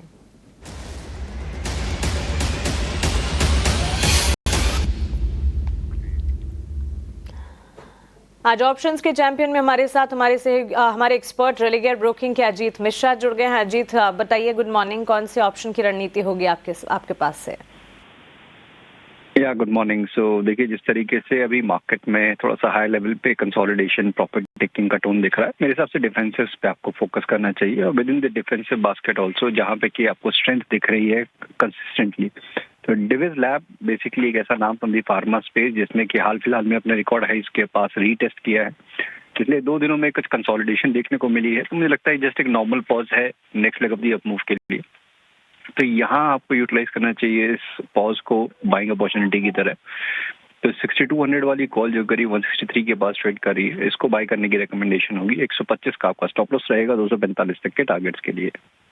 अजीत शुक्रिया हमारे साथ जुड़ने के लिए, ऑप्शन की रणनीति हमें बताने के लिए। डिविज लैबोरेटरीज 6200 की कॉल खरीदने की राय 163 के लेवल्स पर आपको मिलेगी, 245 का लक्ष्य, 125 का यहाँ स्टॉप लॉस आपको मेंटेन करना है। अगर इस कॉल को प्रैक्टिस करते हैं, अधिकतम मुनाफा 8200 का होने की संभावना है, और अगर ये कॉल नेगेटिव जाती है तो फिर 3800 अधिकतम नुकसान होने की भी आशंका जताई जा रही है। स्ट्रैटेजी आपके स्क्रीन पर, एक स्टैंडर्ड डिस्क्लेमर भी आपके स्क्रीन पर चल जाएगा। FNO में ट्रेडिंग जो है वो रिस्की हो सकती है। एफ&ओ ट्रेडिंग में 10 में से 9 लोगों को नुकसान होता है। एफ&ओ ट्रेडर्स को औसतन 50,000 का नुकसान होता है। घाटा होने के बावजूद 28% ट्रांजैक्शन के रूप में देना होता है, वहीं मुनाफा होने पर 15 से 50% ट्रांजैक्शन के रूप में खर्च होता है। तो अपने एडवाइजर्स से अब बात करें, उनकी सलाह लें, उसी के बाद एफ&ओ ट्रेडिंग में उतरें। लेकिन चलिए आगे बढ़ते हैं। एक्सचेंज एंसिलरी जिसका जिक्र हम कर रहे थे, नरेश गुड मॉर्निंग, आपसे जानना चाहेंगे बीएसई लिमिटेड के स्टॉक प्राइस को देखें, सीडीएसएल, एमसीएक्स और साथ ही कैम्स, कल इन स्टॉक्स में अच्छा एक्शन था, आज ये एंट्री अपॉर्चुनिटीज दे रहे हैं। कोई राय बनती है बीएसई लिमिटेड क्या एक एंट्री अपॉर्चुनिटी है? अवॉइड करा जाएगा, क्योंकि अगर हम देखें जो कैपिटल मार्केट बेनिफिशियरीज है, इंडेक्स कैपिटल मार्केट्स ने एक करेक्शन लिया है, उसके बाद जनरली वॉल्यूम्स रिड्यूस होने चाहिए। और टेक्निकली हम देखें तो ये स्टॉक्स ने बहुत बड़े मूव्स किए। बीएसई एक नॉन स्टॉप मूवर रहा है, कैम्स ने भी अच्छा मूव किया है, एमसीएक्स ने भी किया हुआ है। सो यहाँ पे मेरा मानना ये है कि करेक्शन से ज्यादा कंसोलिडेशन हो सकता है और टाइम वाइज रेंज बाउंड हो जाएंगे। तो यहाँ पे जब तक बहुत बड़ा डिप नहीं आता, जैसे बीएसई तो अभी भी 2-5% ही नीचे है ऑल टाइम हाई से, तो करंट लेवल्स पे रिस्क रिवॉर्ड नहीं बनता है लॉन्ग के लिए। नई पोजीशंस के लिए दूर रहें, एग्जिस्टिंग पोजीशन है तो बनाकर रख के चल सकते हैं। लेकिन इस बीच बजाज ट्विंस पर भी एक नजरिया रचित आपसे जानना चाहेंगे। बजाज फिनसर्व, बजाज फाइनेंस शुरुआती तेजी दिखाने के बाद गेंस को सस्टेन करने की कोशिश में लगातार। बजाज फिनसर्व में भी हम देख रहे हैं ऑलमोस्ट आधे से 1% तक की तेजी। सेम लाइंस पर हम देख रहे हैं मोमेंटम की कोशिश, या कह सकते हैं संभलने की कोशिश में लगातार बजाज फाइनेंस भी। देखिए, आप इन दोनों को ही अगर बहुत ध्यान से देखेंगे तो बजट के टाइम से ही ये एक out of the woods type का मूवमेंट दिखाया है। बहुत टाइम से ये अंडर परफॉर्म किए हैं मार्केट को। और आरबीआई की कल की पॉलिसी कैसी भी हो, मतलब not that I am trying to sound very bullish on both of these stocks, but अगर आरबीआई की पॉलिसी कोई मार्केट एक्सपेक्टेशन से अलग डायरेक्शन में जाती है तो भी मैं समझता हूं कि बजाज फाइनेंस में आपको एट अराउंड 7600 टू 7800 की एक थोड़ी सी बड़ी रेंज है, वहां सपोर्ट मिलना चाहिए। और अगर अब यहां से अपसाइड की बात करते हैं बजाज फाइनेंस में और आपका नजरिया 2 से 3 क्वार्टर का होता है, तो मैं समझता हूं कि यहां से आपको 9600 और 10200 ये 2 टारगेट बहुत इजीली देखने को मिल सकते हैं। बहुत टाइम बाद इन्होंने परफॉर्मेंस चालू किया है। और इसमें एक और चीज ऐड करना चाहूंगा कि 10200 भी एक इमीडिएट टारगेट मैं आपको दे रहा हूं, वहां पे रिव्यू किया जा सकता है। तो बहुत ही अच्छे लग रहे हैं दोनों counter. Even if there is something wrong in the policy tomorrow, please take around. Okay, ये राय बजाज ट्विंस पर आपको मिलती हुई। लेकिन एक नज़र ऑटो सेक्टर पर भी होनी चाहिए। ऑटोमोबाइल सेक्टर की रफ्तार आज धीमी पड़ी है, लेकिन ऑटो सेक्टर की ही एक दिग्गज कंपनी हीरो मोटोकॉर्प के तिमाही नतीजे आ जाने वाले। नंबर से ठीक पहले स्टॉक में हम मोमेंटम, मजबूती के साइंस देख रहे हैं। नतीजों से उम्मीदें क्या लगानी है? ऑटो बिक्री के डेटा अभी आकर गए हैं। हीरो मोटोकॉर्प के नंबर्स कैसे रह सकते हैं? आइए एक बार सृष्टि से जान लेते हैं। सृष्टि, बताइए हीरो मोटो के नंबर्स, एक्सपेक्टेशंस क्या हैं? हीरो मोटोकॉर्प के नतीजों की बात करें तो इस बार बहुत ज़्यादा उम्मीदें नहीं लगानी चाहिए, क्योंकि देखिए 2 व्हीलर सेगमेंट में एक अंडर परफॉर्मर रहा है बीती तिमाही, जहां पर इसकी सेल्स को अगर हम देखें तो साल दर साल फ्लैट और तिमाही दर तिमाही 4% की गिरावट देखने को मिली है। हालांकि दूसरी तिमाही के बाद जब इसके मार्जिन्स 18 क्वार्टर्स के हाईएस्ट स्तर पे थे, वहां से हमने ज़रूर देखा कि जो वॉल्यूम फ्रंट पे जो ग्रोथ उम्मीद की जा रही थी वो जो है अनुमान के मुताबिक नहीं रही।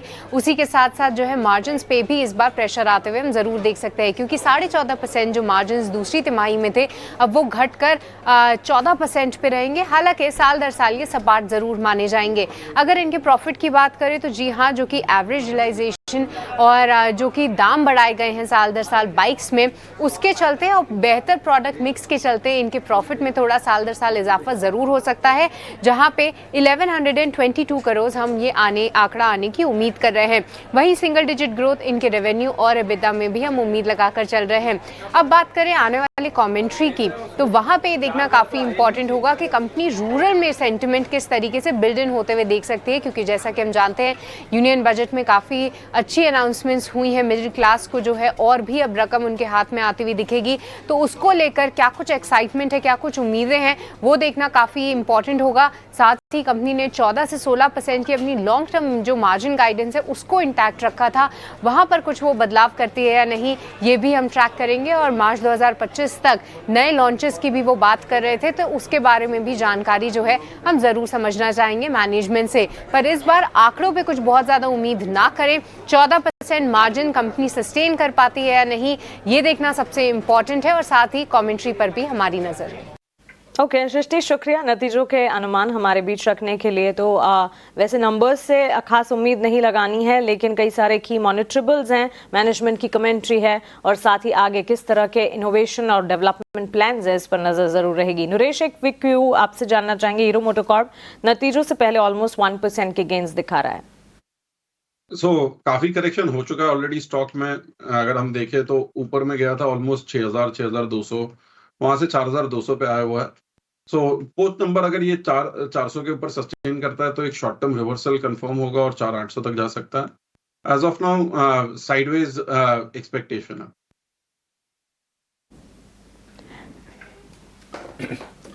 ठीक है, तो आपके लिए ये हीरो मोटो को लेकर ये व्यू। लेकिन आज हम देख रहे हैं कि जो कंजम्पशन थीम चल रही थी बजट के बाद ना, वहाँ पर कल भी ब्रेक लगा, आज भी वहाँ से कोई एनकरेजिंग साइंस नहीं है। आप देखिए टाइटन हो गया, आईटीसी, ये गिरावट के साथ कारोबार कर रहे हैं। अगर आप कंज्यूमर फाइनेंस को भी जोड़ लीजिए अगर मानसी, तो श्रीराम फाइनेंस में आज हम फिर से कमजोरी देख रहे हैं 1.5% के आसपास की। कैपिटल गुड्स वाले स्टॉक्स रिलेटिवली थोड़े धीरे धीरे करके बेटर हो रहे हैं, और जैसे जैसे ये समझ में आ रहा है कि नहीं, कैपेक्स दरअसल 11 लाख करोड़ नहीं है, 15 लाख करोड़ है। राज्यों को 4 लाख करोड़ रुपए ग्रांट भी दिए गए हैं। अल्टीमेटली वही पैसा उन्हीं के पास जाने वाला है। तो हम थोड़ा उत्साह बनते हुए देख रहे हैं, क्लैरिटी मिल रही है अब, थोड़ी क्लैरिटी मिल रही है। और वैसे भी खराब कैपेक्स नहीं था, मतलब पिछली बार 11 लाख करोड़ का था, आप उम्मीद ज्यादा कर लिए थे। हाँ। मतलब कहा वो 3-3.5 लाख करोड़ का कैपेक्स होता था, वो बढ़ते बढ़ते अगर 10 लाख करोड़ के ऊपर आ गया है, तो ये हेल्दी कैपेक्स है, इसको लेकर कोई दो राय नहीं है। और वो चीजें धीरे धीरे लोगों को समझ में आ रही है। बिल्कुल।